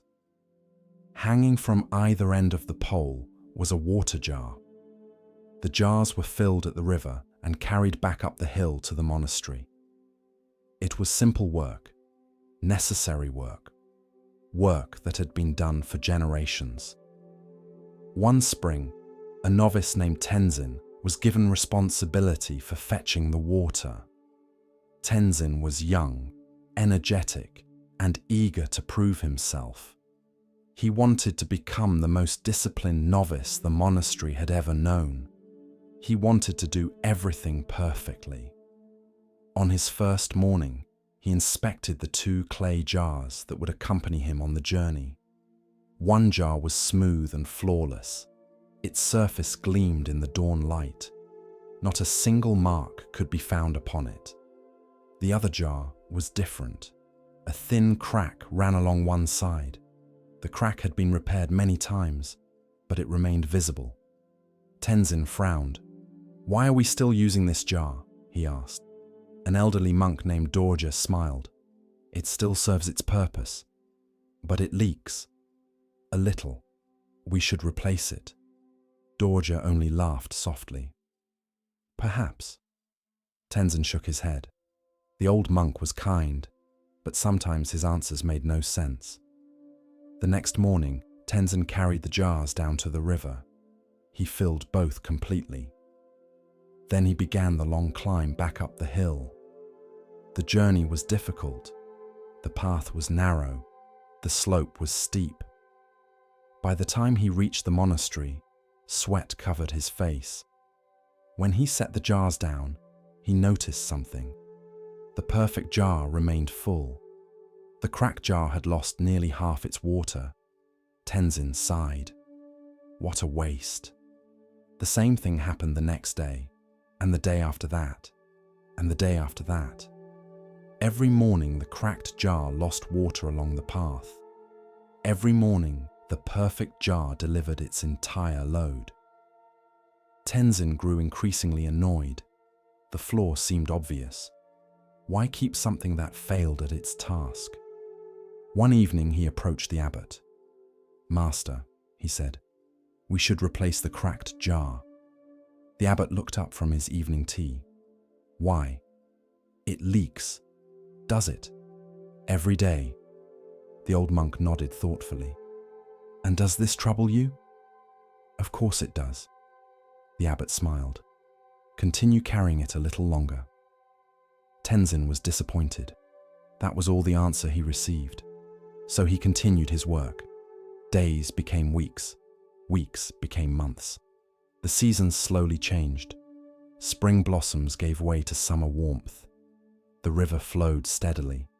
The hills remained green, and the cracked jar continued losing water. One morning, as Tenzin climbed the path, something unusual caught his eye. Small flowers were growing beside the trail.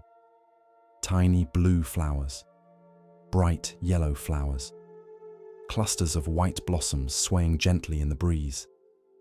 He had never paid much attention to them before, yet now he noticed something strange. The flowers grew almost entirely on one side of the path, the side where the cracked jar hung. The other side remained mostly bare. Tenzin paused. He looked closer. The flowers stretched along nearly the entire route from the river to the monastery. Curious, he continued walking. The next morning he paid attention again, and the next. Each day he noticed more beauty along that side of the trail. Butterflies gathered among the blossoms. Bees drifted from flower to flower. Even small birds occasionally perched nearby. The once ordinary path seemed alive with color. Still, Tenzin could not understand the connection.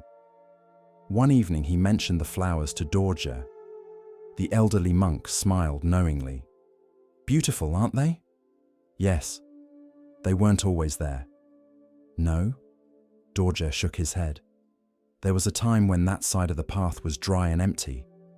Tenzin frowned. What changed? The old monk simply sipped his tea. You should ask the jar. Tenzin stared at him. Then Dorje laughed.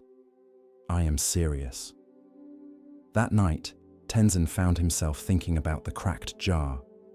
The next morning, before sunrise, he carried the jars down to the river as usual. The air was cool. Mist drifted across the water. Birds were just beginning to wake. After filling the jars, he stood quietly for a moment. Then, feeling slightly foolish, he spoke. If you could talk, he said to the cracked jar, what would you tell me? Of course, the jar did not answer, or at least, not in words. But as Tenzin climbed the path, he found himself noticing every drop that escaped through the crack. Drop after drop fell onto the earth. Drop after drop soaked into the soil.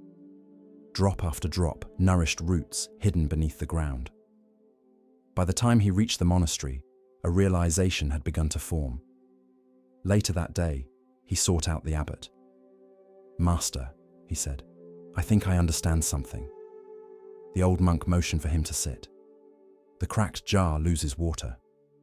Yes, but the water is not truly lost. The abbot smiled. Continue. Tenzin thought carefully. The flowers exist because of the crack. Go on. If the jar were perfect, the path would be empty. The old monk nodded. And what does that teach you? Tenzin hesitated. He sensed there was something deeper still. The abbot waited patiently. Finally, Tenzin said, perhaps flaws are not always useless. The old monk's smile widened. Now you are beginning to see. For a long moment, neither spoke. Then the abbot said softly, many people spend their entire lives wishing they were perfect. Tenzin listened. They compare themselves to others. They hide their weaknesses. They become ashamed of their scars. They see only what is missing. The old monk gestured toward the hillside outside. But life does not work that way. Tenzin followed his gaze. The evening sunlight illuminated the distant trail. From this height, the line of flowers appeared like a ribbon of color winding down the mountain. The cracked jar believed it was failing, said the abbot, but it was creating beauty everywhere it went. The words settled deeply into Tenzin's heart. Over the following years, he thought about them often, whenever he made mistakes, whenever he felt inadequate, whenever he compared himself to others. He remembered the flowers. One summer, a traveler arrived at the monastery. The man was deeply troubled. He carried a visible scar across his face. For years he had hidden it beneath cloth whenever possible. He believed it made him ugly. He believed people judged him because of it. He believed it had ruined his life. The traveler spoke with Tenzin, who by then had become an experienced monk. After listening quietly, Tenzin led him down the hillside. Together, they walked the path toward the river. The flowers were blooming once again. Brilliant yellow, deep violet, pure white. The traveler admired them. They are beautiful. They are. Who planted them? Tenzin smiled. No one. The traveler looked confused. Then Tenzin told him the story of the cracked jar. When he finished, the traveler remained silent for several minutes. Finally, he touched the scar on his face. Perhaps I have been looking at myself the wrong way. Tenzin nodded. Perhaps. Years continued to pass. The cracked jar grew older. The crack widened slightly. Additional repairs became necessary. Still, the monks continued using it. One autumn morning, a new novice arrived. Like Tenzin long ago, he immediately noticed the flaw. "Why don't you replace that broken jar?" he asked. The older monks exchanged amused glances. Instead of answering directly, Tenzin handed him the carrying pole. "Come," he said. Together they walked to the river. They filled the jars. Then they began the climb back up the hill. As the cracked jar dripped water along the trail, the novice watched curiously. The flowers were in bloom. Butterflies danced among them. The morning sunlight painted everything gold. Halfway up the hill, understanding dawned upon him. "Oh," Tenzin smiled. "Yes." The novice looked back at the flowers stretching into the distance. The crack created all of this. It did. The young monk walked in silence for the remainder of the journey, and in that silence, he learned a lesson that no book could have taught. Not everything valuable appears perfect. Not everything imperfect is broken. Sometimes the very thing we wish to hide becomes the source of unexpected beauty. Sometimes our wounds teach compassion. Sometimes our failures teach wisdom. Sometimes our scars help others feel less alone. The crack remains, but so do the flowers. And perhaps that is the lesson. The goal of life is not to become flawless. The goal is to become useful, kind, and awake. To allow even our imperfections to nourish the world around us. Like the cracked jar carrying water up the hillside, we may never perform every task perfectly. We may lose something along the way. We may stumble. We may carry old scars. But if those very imperfections help bring beauty, understanding, or compassion into the lives of others, then perhaps they were never imperfections at all. Perhaps they were simply another way life teaches us to bloom. Long before maps marked the valley, travelers spoke of a place where the mountains listened. Hidden deep among towering cliffs stood a village unlike any other. The valley was beautiful beyond description. Green meadows stretched between stone walls that rose hundreds of feet into the sky. Streams flowed through the grasslands. Wildflowers covered the hillsides during spring. Birds nested among the rocky ledges. Yet the feature that made the valley famous was neither its beauty nor its isolation. It was its echoes. Every sound spoken there returned. Not once, not twice, but many times. A single word could travel across the valley and bounce from mountain to mountain before gradually fading into silence. Children laughed and heard laughter returned. Songs came back as music. Greetings came back as greetings. Angry words came back as though the mountains themselves were shouting. Some villagers viewed the echoes as a curiosity. Others believed they carried a lesson. The elders often said, "The mountains never create a voice of their own. They only return what they receive." Most children nodded politely when they heard those words. Few understood them. Among those children was a boy named Riku. As he grew older, Riku became intelligent, hard-working, and ambitious. But he also developed a habit that quietly poisoned his peace. Whenever something went wrong, someone else seemed responsible. If crops failed, the weather was to blame. If plans collapsed, circumstances were to blame. If friendships ended, other people were to blame. If he felt unhappy, he searched for an external cause. Rarely did he stop to ask what role he might have played. Rarely did he examine his own actions. To Riku, life often felt unfair. And because life felt unfair, he carried a growing resentment toward the world.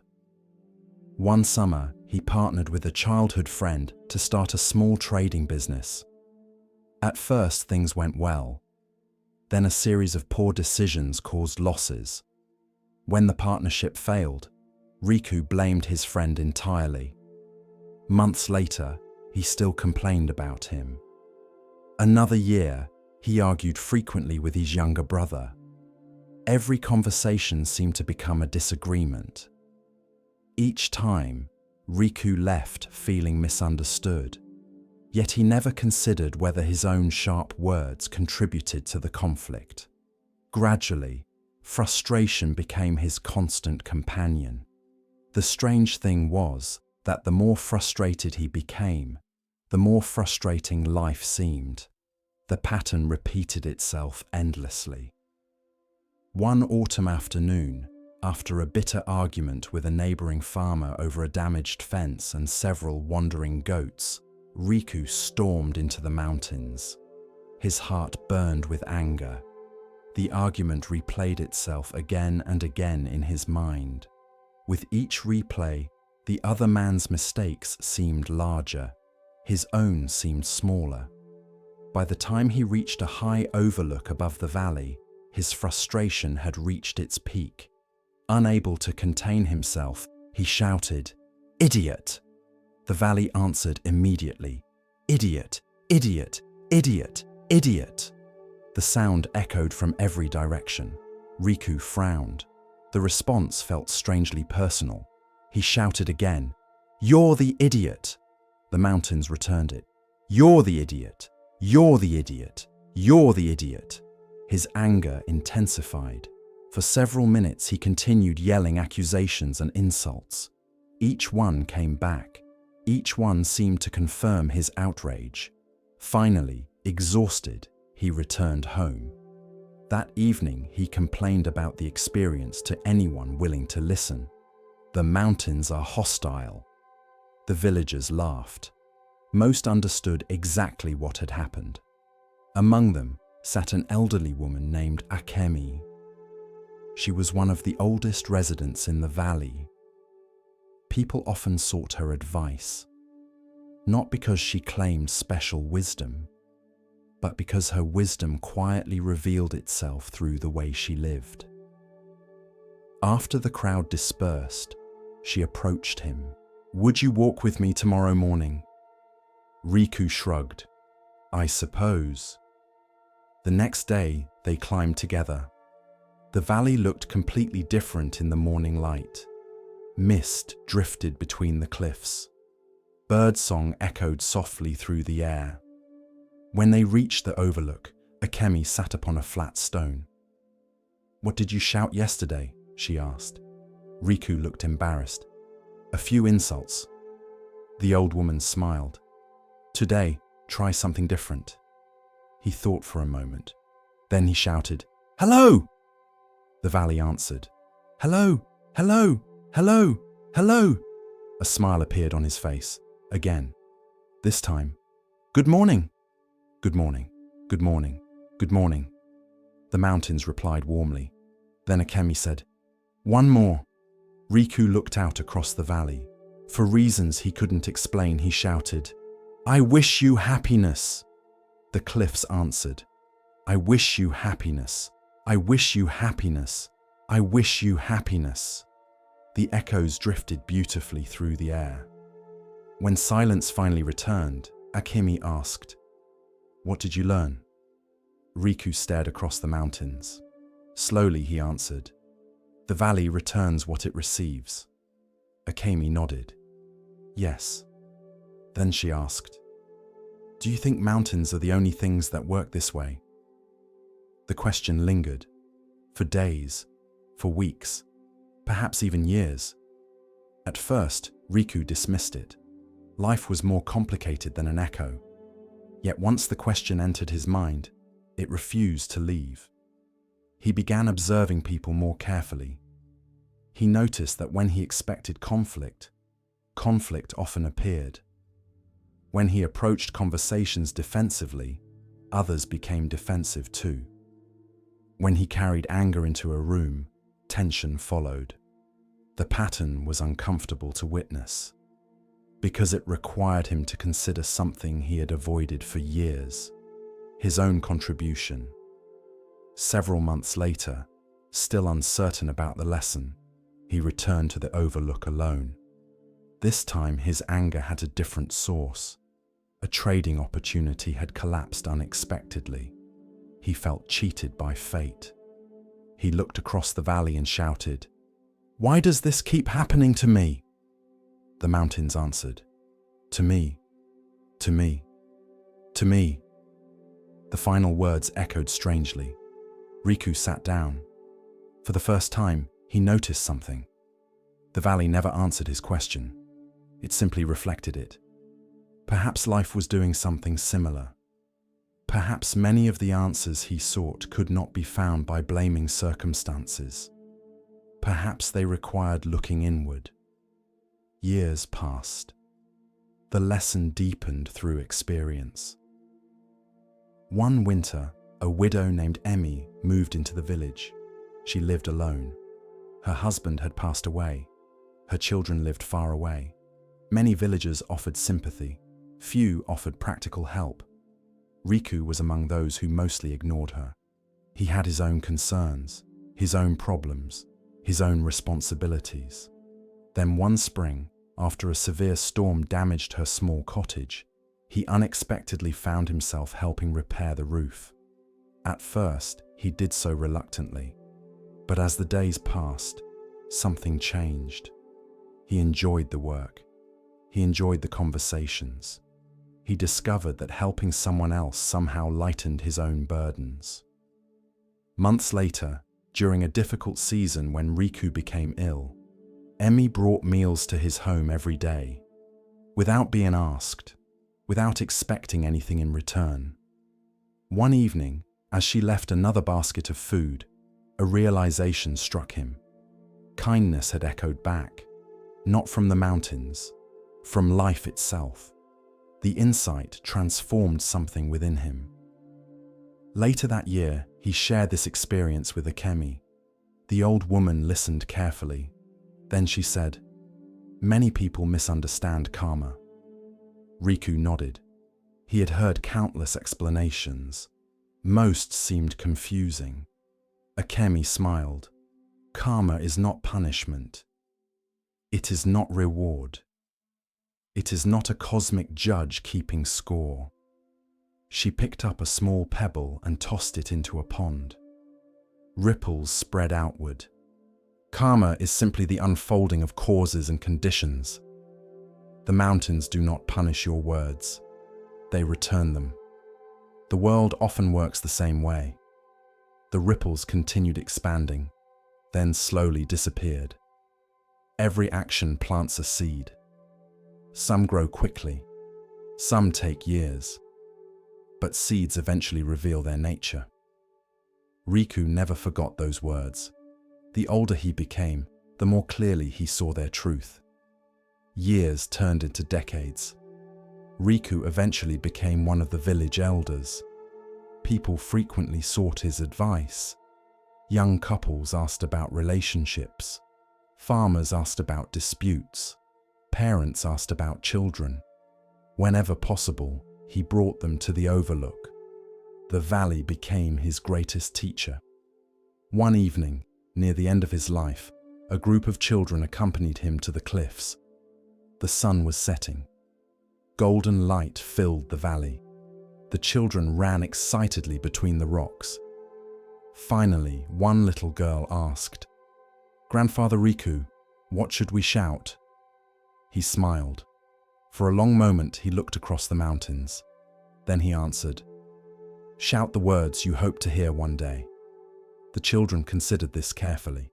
Then one shouted, "Peace!" The mountains answered, "Peace, peace, peace." Another shouted, "Kindness, kindness, kindness, kindness." A third called out, "Friendship, friendship, friendship, friendship." Soon the valley filled with joyful voices. Love, hope, patience, compassion, laughter. Each word returned, again and again. The children laughed. The mountains laughed with them. As the echoes drifted through the evening air, Riku closed his eyes. For at last he fully understood the lesson the valley had been teaching all along. The world is not merely a place where things happen to us. It is a relationship, a conversation, an exchange. What we send outward often finds its way back. Not always immediately, not always obviously, but often more faithfully than we realize. Anger tends to create more anger. Kindness tends to create more kindness. Understanding invites understanding. Compassion invites compassion. Every action becomes a seed. Every word becomes an echo. As the last rays of sunlight disappeared behind the cliffs, the valley spoke once more. Not with its own voice. It never had one. It had only ever been returning what it was given. And perhaps life, in its deepest wisdom, does much the same. The path of Zen unfolds like morning mist, soft and patient. In this next tale, we are invited to see, beyond appearance, into essence. Listen carefully to the next story. Long ago, in a kingdom surrounded by mountains and rivers, there stood a monastery famous for a single flame. The monastery itself was modest. Its walls were simple stone. Its roofs were weathered by countless seasons. No treasures filled its halls. No gold decorated its shrines. Yet pilgrims traveled great distances to visit, not because of the buildings, not because of the monks, but because of a candle. According to tradition, a single flame had burned continuously in the monastery for generations. The candle itself had been replaced many times. The wax was never the same. The wick was never the same. Yet the flame endured. Each new candle was lit from the previous one. The light passed forward, year after year, decade after decade. The monks called it the flame of compassion. Visitors often sat before it in silence. Some prayed, some reflected, some simply watched the small fire dance in the darkness. Among those visitors was a young man named Harin. Harin had recently inherited a successful trading business from his father. By most measures, he was fortunate. He possessed wealth, a comfortable home, good health, a respected name. Yet despite these blessings, he lived with a persistent fear, the fear of losing what he had. The more he accumulated, the stronger the fear became. He guarded his possessions carefully. He avoided risks. He rarely shared more than necessary. Whenever someone requested help, he calculated what it might cost him. In his mind, life resembled a balance sheet. If he gave something away, he had less. If others gained, he worried he might lose. This mindset extended beyond money. He protected his time, his energy, his attention. Even his kindness felt carefully rationed. Though outwardly successful, he often felt strangely isolated, as if invisible walls surrounded him. One autumn, after months of feeling increasingly dissatisfied, he decided to visit the monastery. Perhaps the monks possessed some wisdom that could help him. Perhaps they knew something about peace. After a long journey, he finally arrived. The monastery stood atop a hill overlooking a wide valley. Prayer flags fluttered in the wind. Pine trees surrounded the grounds. The atmosphere felt unusually calm. That evening, Harin joined several visitors in the meditation hall. At the center of the room stood the famous candle. Its flame burned steadily, small, quiet, unremarkable, and yet strangely captivating. For a long time he watched it. Eventually, an elderly monk approached. His name was Venerable Rahula. The monk sat beside him. Neither spoke at first. Finally, Harin asked, "Why do so many people come to see a candle?" The old monk smiled. "Perhaps they are not coming to see the candle." "What then?" "The lesson." Harin looked puzzled. "What lesson?" The monk pointed toward the flame.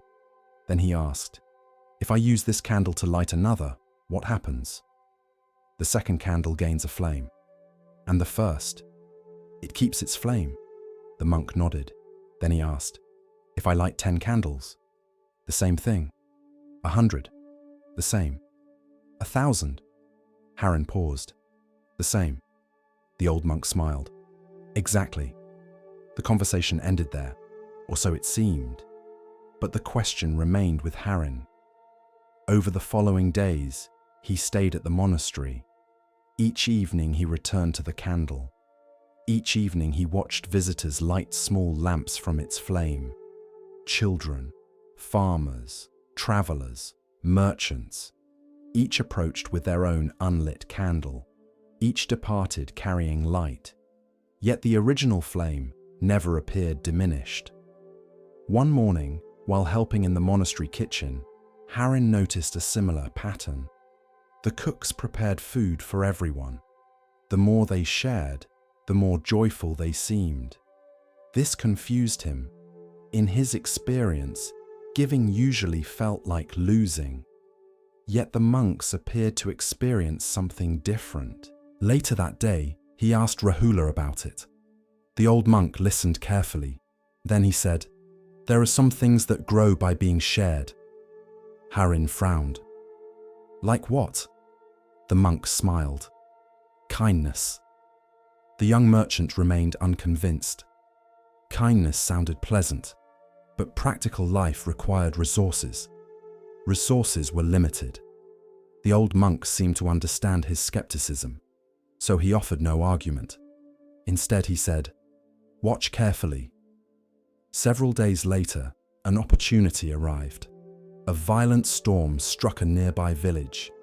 Heavy rains damaged homes. Several families lost most of their possessions. News quickly reached the monastery. Without hesitation, the monks organized assistance. Food, blankets, tools, labor, everything they could spare. Harren observed with fascination. The monastery already owned very little, yet the monks gave freely. They worked tirelessly. They asked for nothing in return. Eventually, curiosity overcame him. He joined them. At first, he participated reluctantly. He viewed the effort as temporary, a simple act of courtesy, nothing more. But as the days passed, something unexpected happened. He began speaking with the villagers, listening to their stories, helping repair homes, carrying supplies, sharing meals. Gradually, the invisible distance he usually maintained between himself and others began shrinking. One afternoon, while repairing a damaged roof, an elderly woman handed him a bowl of soup. It was simple, probably one of the few meals she could spare. Yet the gratitude in her eyes affected him deeply. For reasons he couldn't explain, he felt happier receiving that humble bowl of soup than he had felt during many profitable business deals. The realization unsettled him.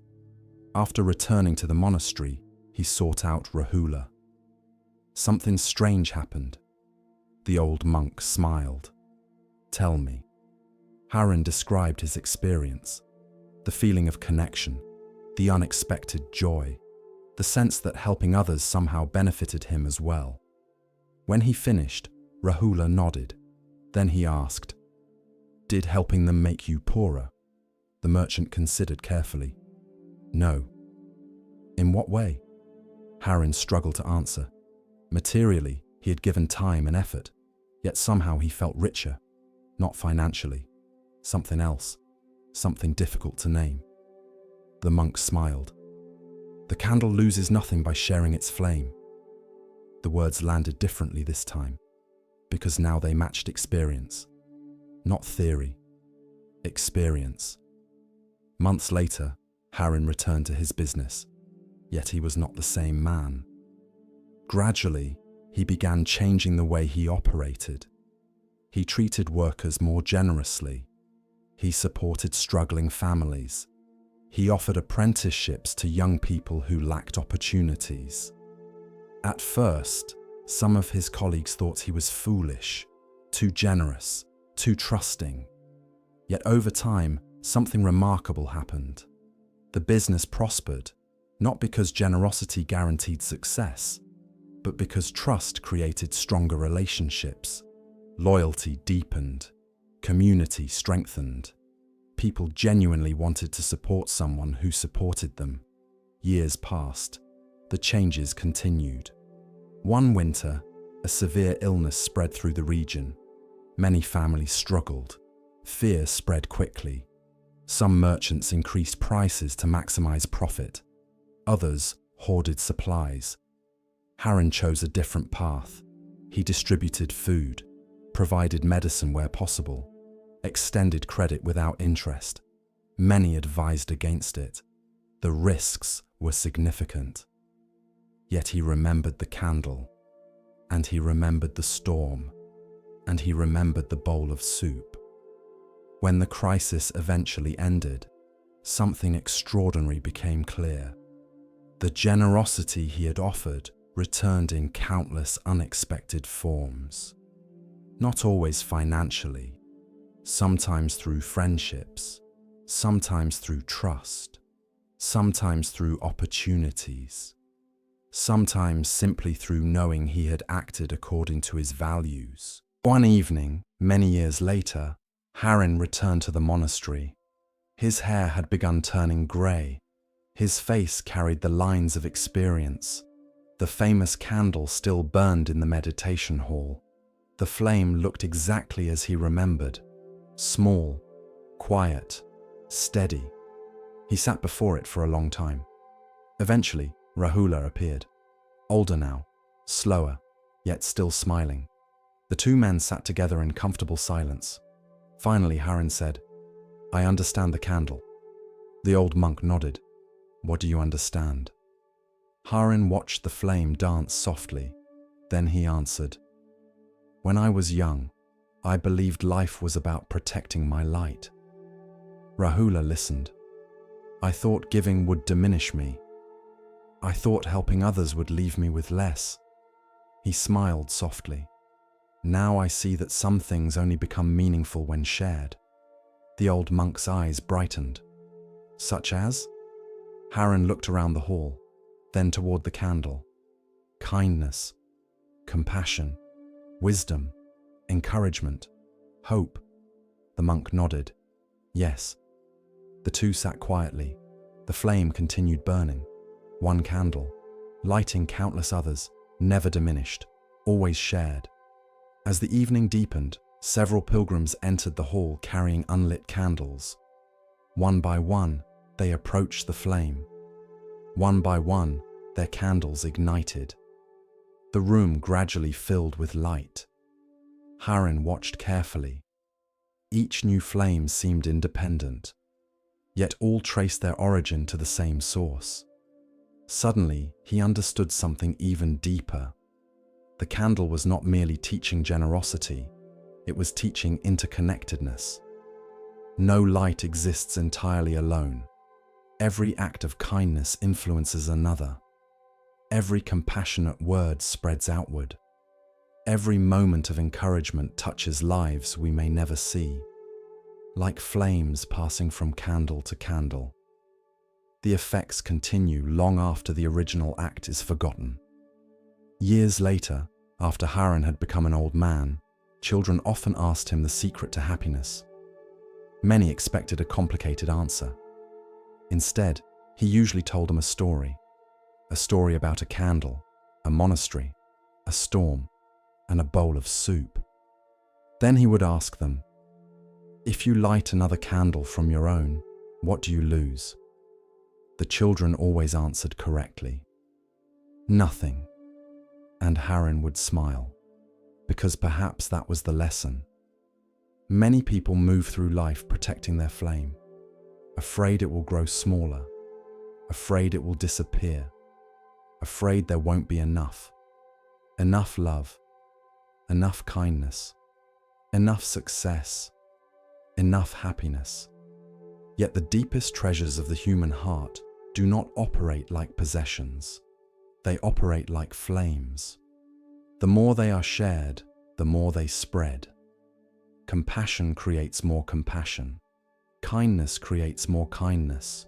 Hope creates more hope. The candle never becomes poorer for giving light, and neither do we. So when life offers an opportunity to encourage, support, teach, comfort, forgive, or help another person, remember the flame. Remember that some gifts multiply when given away. And remember that one small candle, burning quietly in the darkness, may illuminate far more than it ever realizes. For every light we share becomes part of a brightness that continues long after we are gone. Just as one flame, passed from candle to candle across generations, can illuminate an entire world. In the hush of understanding, Zen offers us another glimpse of what it means to recognize worth not by weight or shine, but by presence. Here starts the next story. Every evening, just after sunset, a silver moon rose above the hills surrounding the village. It appeared slowly, first as a pale glow behind the mountains, then as a bright circle climbing into the darkening sky. The villagers rarely paid much attention to it. They had seen it their entire lives. To them, it was simply part of the world, like the river, like the wind, like the changing seasons. But one boy saw the moon differently. His name was Kaito, and from the time he was very young, he believed the moon was the most beautiful thing in existence. While other children chased butterflies or climbed trees, Kaito sat quietly watching the sky. He watched the moon rise, watched it travel across the night, watched it disappear at dawn. The sight filled him with wonder, yet wonder gradually transformed into something else, a longing, a desire, a need. The older he became, the stronger it grew. Eventually, Kaito convinced himself of something unusual. He believed he would never be truly happy until he reached the moon. At first, people laughed. Children often dream impossible dreams. But Kaito never abandoned the idea. As a teenager, he climbed hills hoping the moon would seem closer. When he reached the top, it remained far away. As a young man, he traveled to distant mountains. Still, the moon stayed beyond reach. No matter how far he walked, the distance never changed. Yet this only strengthened his determination. If I can just get a little closer, he told himself, then I will be satisfied. Years passed. Kaito became known throughout the region as the man chasing the moon. Travelers shared stories about him. Some admired his dedication, others considered him foolish. Most simply found him strange. Meanwhile, life continued happening around him. Friends married, families grew, children were born, harvests came and went, seasons changed. Yet Kaito remained focused on the moon. Always the moon, always somewhere else, always just beyond reach. One spring evening, while traveling through a forest, he encountered an elderly monk sitting beside a small pond. The old man appeared perfectly content. He sat quietly watching reflections ripple across the water. Kaito barely noticed him. His eyes remained fixed on the moon rising above the trees. The monk smiled. "You seem determined." Kaito nodded. "I am. What are you seeking?" "The moon." The old man looked up. "It is beautiful." "Yes." Kaito's eyes brightened. "You understand." The monk chuckled softly. "Perhaps." Encouraged, Kaito sat down. For nearly an hour, he explained his dream. His years of searching, his travels, his certainty that happiness awaited him somewhere beyond the next mountain. When he finished, the monk remained silent. Then he pointed toward the pond. "What do you see?" Kaito looked. "The moon." The reflection shimmered upon the water. The old monk nodded. "Can you reach it?" The young man frowned. "Of course not." "Why not?" "Because it's only a reflection." The monk smiled. Then he asked, How do you know the moon in the sky is different? The question annoyed him. Because it is real. The old man nodded. Yes. Then he looked at Kaito kindly. And what will happen when you reach it? The answer came immediately. I'll finally be happy. The monk smiled gently. Will you? Kaito felt irritation rising. He had not traveled all these years to have his dream questioned. The old man seemed unconcerned. Instead, he picked up a small stone and dropped it into the pond. Ripples spread outward. The reflected moon shattered into fragments, then gradually reformed. The monk watched quietly. Interesting. Kaito crossed his arms. What is? The moon remained unchanged. The old man pointed toward the sky, but the reflection became disturbed. The conversation made little sense, so Kaito left the next morning and continued his journey. Yet the monk's questions followed him, especially one, what will happen when you reach it? For years, he had assumed the answer, yet he had never examined it carefully. The assumption felt obvious. Reach the moon, become happy, simple, wasn't it? Several months later, Kaito arrived in a large city.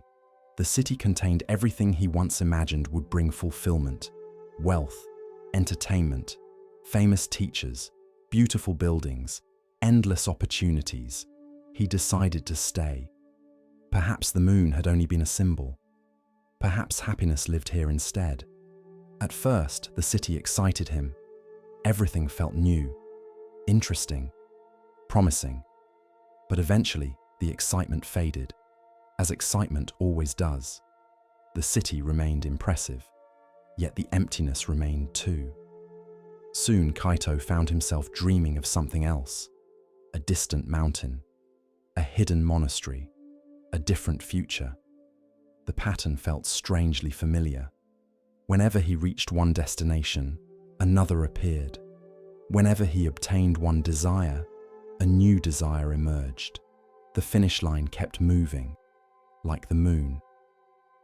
One evening, while walking through the city, he noticed a wealthy merchant sitting outside a grand house. The man looked miserable. Several servants attended him. Gold decorated his clothing. His garden stretched across an entire hillside, yet his face seemed exhausted. Kaito found himself surprised.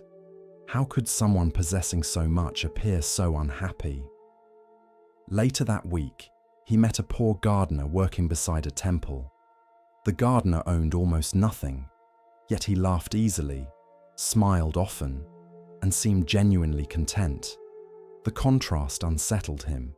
The gardener had less, yet appeared happier. The merchant had more, yet wanted even more. The pattern reminded him of himself. Several years passed. Kaito continued searching, not only for the moon, for satisfaction, for completion, for the feeling that something was finally enough. Yet the feeling never arrived. One autumn evening, while crossing a mountain pass, he encountered the same monk beside another pond, or perhaps another monk entirely. Age makes some people resemble one another. The old man smiled as though expecting him. "You are still traveling," Kaito laughed. "You remember me?" The monk nodded. "The man chasing the moon." This time, Kaito sat willingly. The years had softened some of his certainty. For a while, they watched the sunset together. Finally, the monk asked, "Have you reached it?" The young man smiled sadly. "No." The old man nodded. "And are you happy?" Kaito considered carefully. "Sometimes. Only sometimes." The monk smiled. "That is already wisdom." Silence settled between them. The moon slowly appeared above the mountains. Its reflection emerged upon the pond. The old monk pointed toward the water. "What happens if you chase the reflection? You never catch it. Why? Because it moves whenever you move." The monk nodded. And desire often behaves the same way. The words landed deeply. For the first time, Kaito truly understood. His suffering had never come from wanting beautiful things. The problem was believing those things would permanently complete him. Every achievement promised lasting satisfaction, then faded. Every possession promised fulfillment, then became ordinary. Every goal promised arrival, then revealed another destination. The moon itself was not the problem. The illusion was. The belief that happiness existed somewhere else, somewhere ahead, somewhere not yet reached. Over the following months, Kaito remained with the monk. He helped tend the garden, fetched water, prepared meals, meditated. At first, he found the simplicity difficult. His mind constantly searched for something more important, something bigger, something extraordinary. Yet gradually, he noticed something surprising. Peace appeared during ordinary moments, while sweeping leaves, while drinking tea, while watching rain fall upon the roof, while listening to birds at dawn. The moments he once overlooked contained a quiet richness, not because circumstances had changed, because attention had changed. One morning, while carrying water from a stream, he suddenly stopped. The realization arrived without warning. For years, he had treated the present moment as an obstacle, something to endure while pursuing happiness elsewhere. The future, the next destination, the next achievement, the next moon. Meanwhile, life itself had been happening here, all along. The insight felt both beautiful and heartbreaking. Beautiful because it revealed freedom.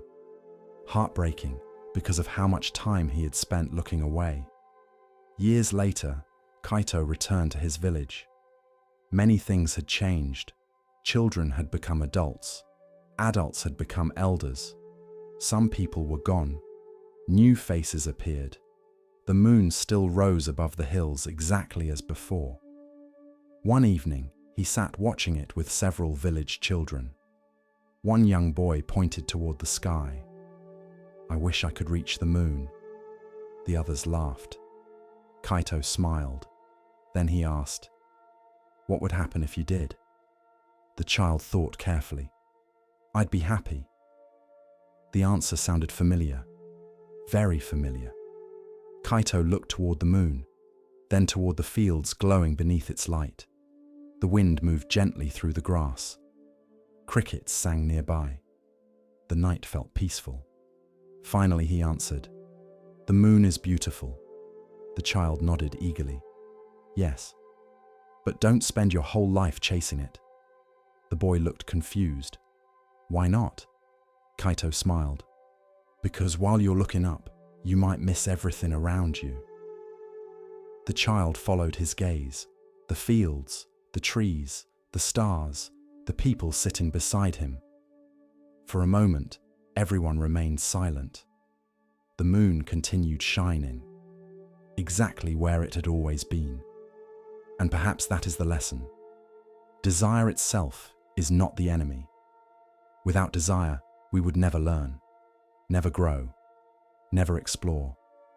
The problem begins when we believe fulfillment exists only in the next achievement, the next possession, the next relationship, the next destination, the next version of ourselves.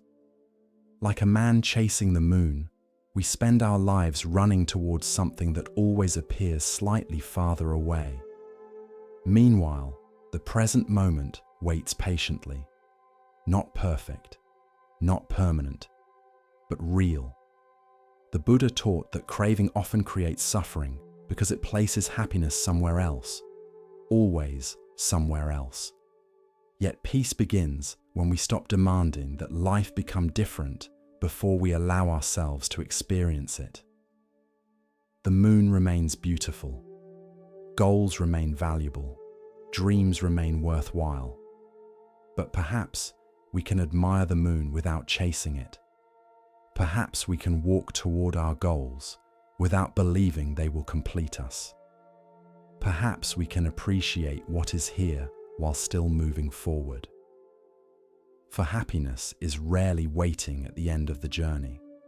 More often, it appears quietly beside the path when we finally stop running long enough to notice it. There once lived a king named Haruto who possessed nearly everything a person could imagine. His kingdom stretched from the sea to the mountains. His treasury overflowed with gold. His armies were strong. His palaces were magnificent. Travelers crossed continents to witness the beauty of his capital city. From the outside, his life appeared perfect. If happiness could be purchased, surely King Haruto would have been the happiest man alive. Yet every night, when darkness settled across the kingdom and the city fell silent, the king faced a problem no wealth could solve. He could not sleep. At first, the difficulty seemed minor. A few restless nights, an occasional interruption, nothing unusual. But over time, the sleeplessness worsened. Hours passed without rest, then entire nights, then weeks. The king became exhausted. His temper shortened. His patience vanished. His thoughts became cloudy. Physicians were summoned. The finest healers in the kingdom arrived. They examined him carefully. They prescribed herbs, special teas, rare medicines. Nothing worked. Musicians were invited to perform soothing melodies. Nothing worked. Perfumers filled his chambers with calming fragrances. Nothing worked. His servants replaced mattresses, blankets, pillows, curtains, and furniture. Nothing worked. The king remained awake, night after night. As months passed, the situation became desperate. The king grew obsessed with finding a cure. Ironically, this obsession made sleep even more difficult. Every evening he wondered, will I sleep tonight? What if I don't? What if this continues forever? The questions chased him through the darkness. One night, unable to bear the palace walls any longer, Haruto wandered through the gardens. Moonlight covered the stone paths. The fountains murmured softly. The world seemed peaceful. Everyone else appeared asleep. Only the king remained awake. As he walked, he noticed an elderly gardener sitting beneath a pine tree. The old man appeared perfectly relaxed. A small lantern rested beside him. His eyes were half closed. He seemed completely content. The sight irritated the king. How could a gardener possess the peace that had abandoned a king? Haruto approached. "Why aren't you sleeping?" The gardener opened his eyes, then bowed respectfully. "I was enjoying the night, Your Majesty." The king frowned. "Enjoying it?" "Yes." The gardener smiled. "The moon is beautiful." Haruto found the answer absurd. He sat down heavily beside the old man. "I have not slept properly in months." The gardener nodded. "I know." The king looked surprised. "You do?" "The entire kingdom knows." The old man spoke gently. "People worry about you." The king stared toward the moonlit pond. Then, unexpectedly, he confessed something. "I have everything. Yes. Wealth. Yes. Power. Yes. Comfort. Yes." The king's voice softened. "Then why am I miserable?" The gardener remained silent for several moments. Finally he asked, "What do you want?" The question seemed ridiculous. "I just told you." "No." The old man smiled. "You told me what you have." The king considered, then answered, "I want sleep." The gardener nodded. "And after that?" The king frowned. "What do you mean? When you sleep well, what will you want next?" Haruto opened his mouth, then paused, because the answer arrived immediately. A larger fleet, stronger trade routes, a neighboring territory, greater prosperity, more influence, more security.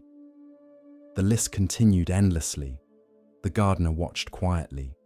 Eventually he asked, "When does it end?" The king had no answer. The following day, Haruto could not stop thinking about the conversation.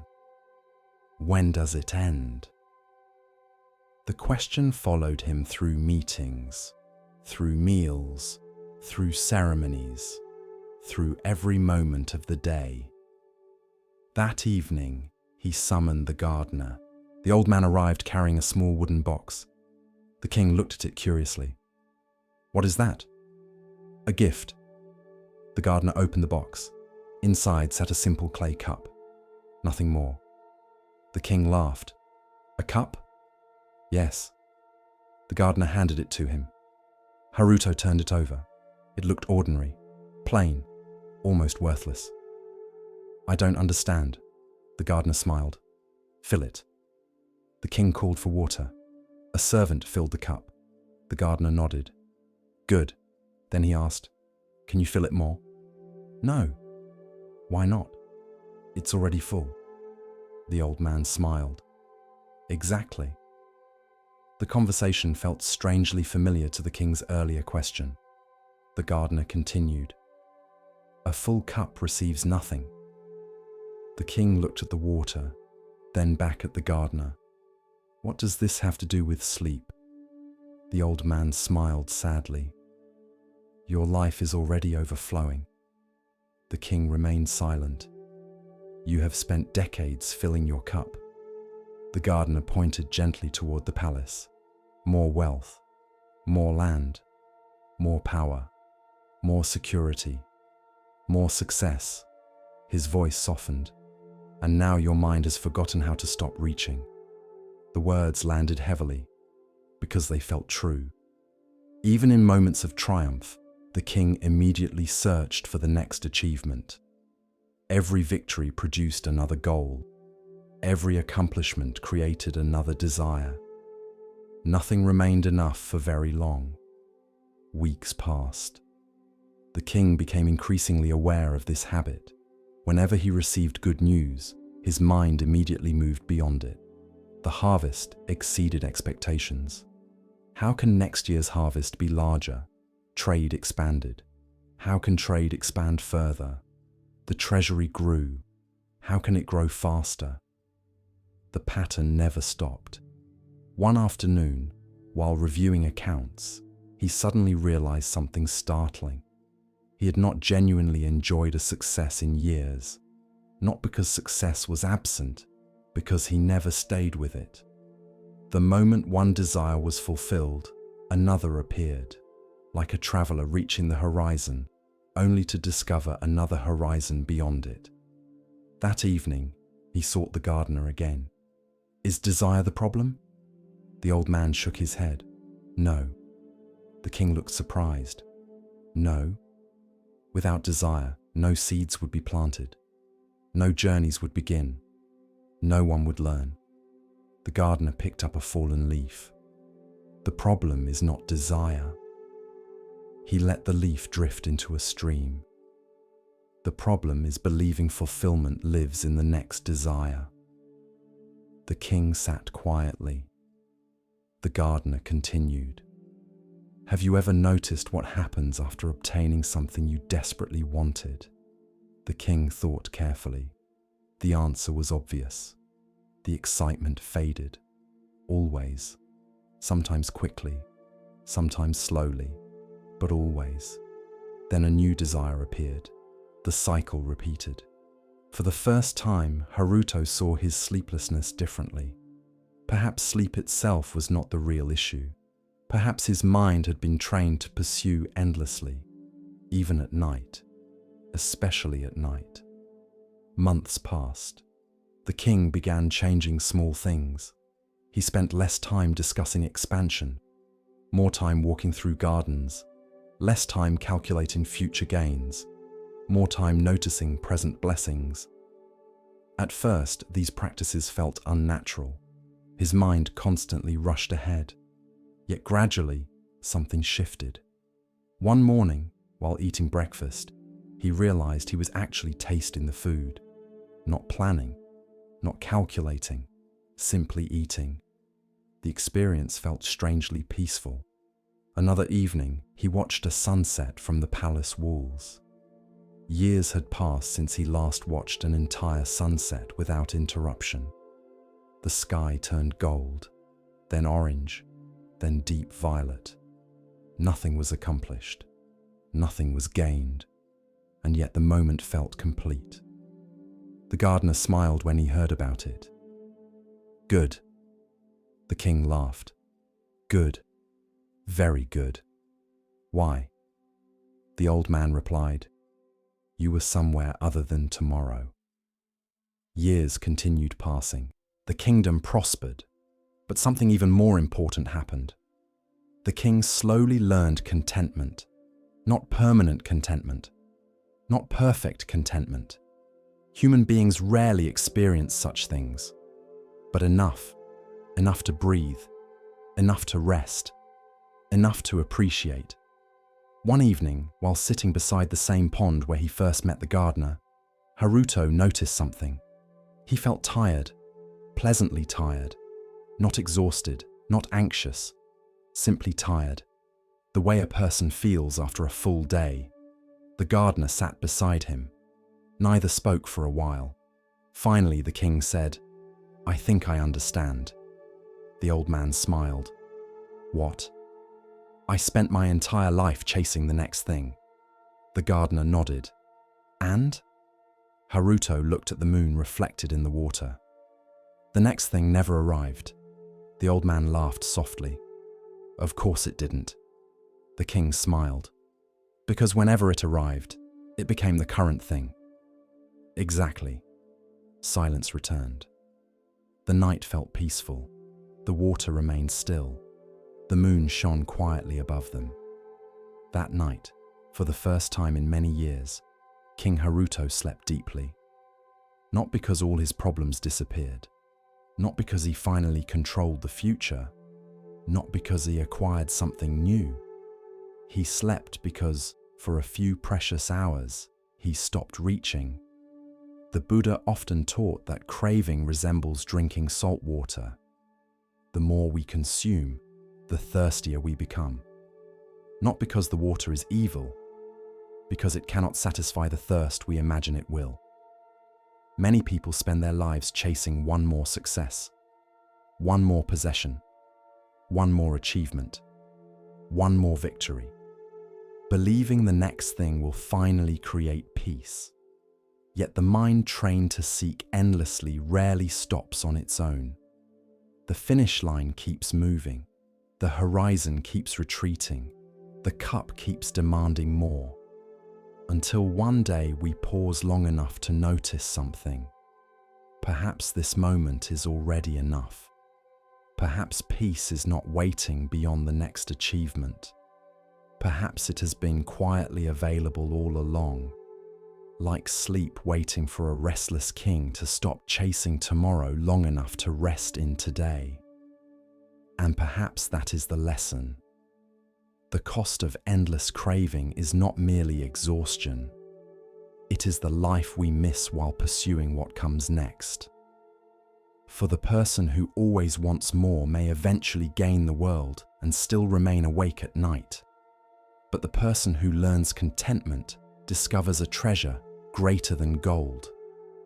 The ability to rest, the ability to appreciate, the ability to be here. And in that simple enoughness, a kind of freedom appears that no kingdom can provide, and no loss can easily take away. As the lantern of awareness glows a little brighter, we come to a tale about seeing with more than the eyes. Let the stillness guide you now, and listen carefully to the next story.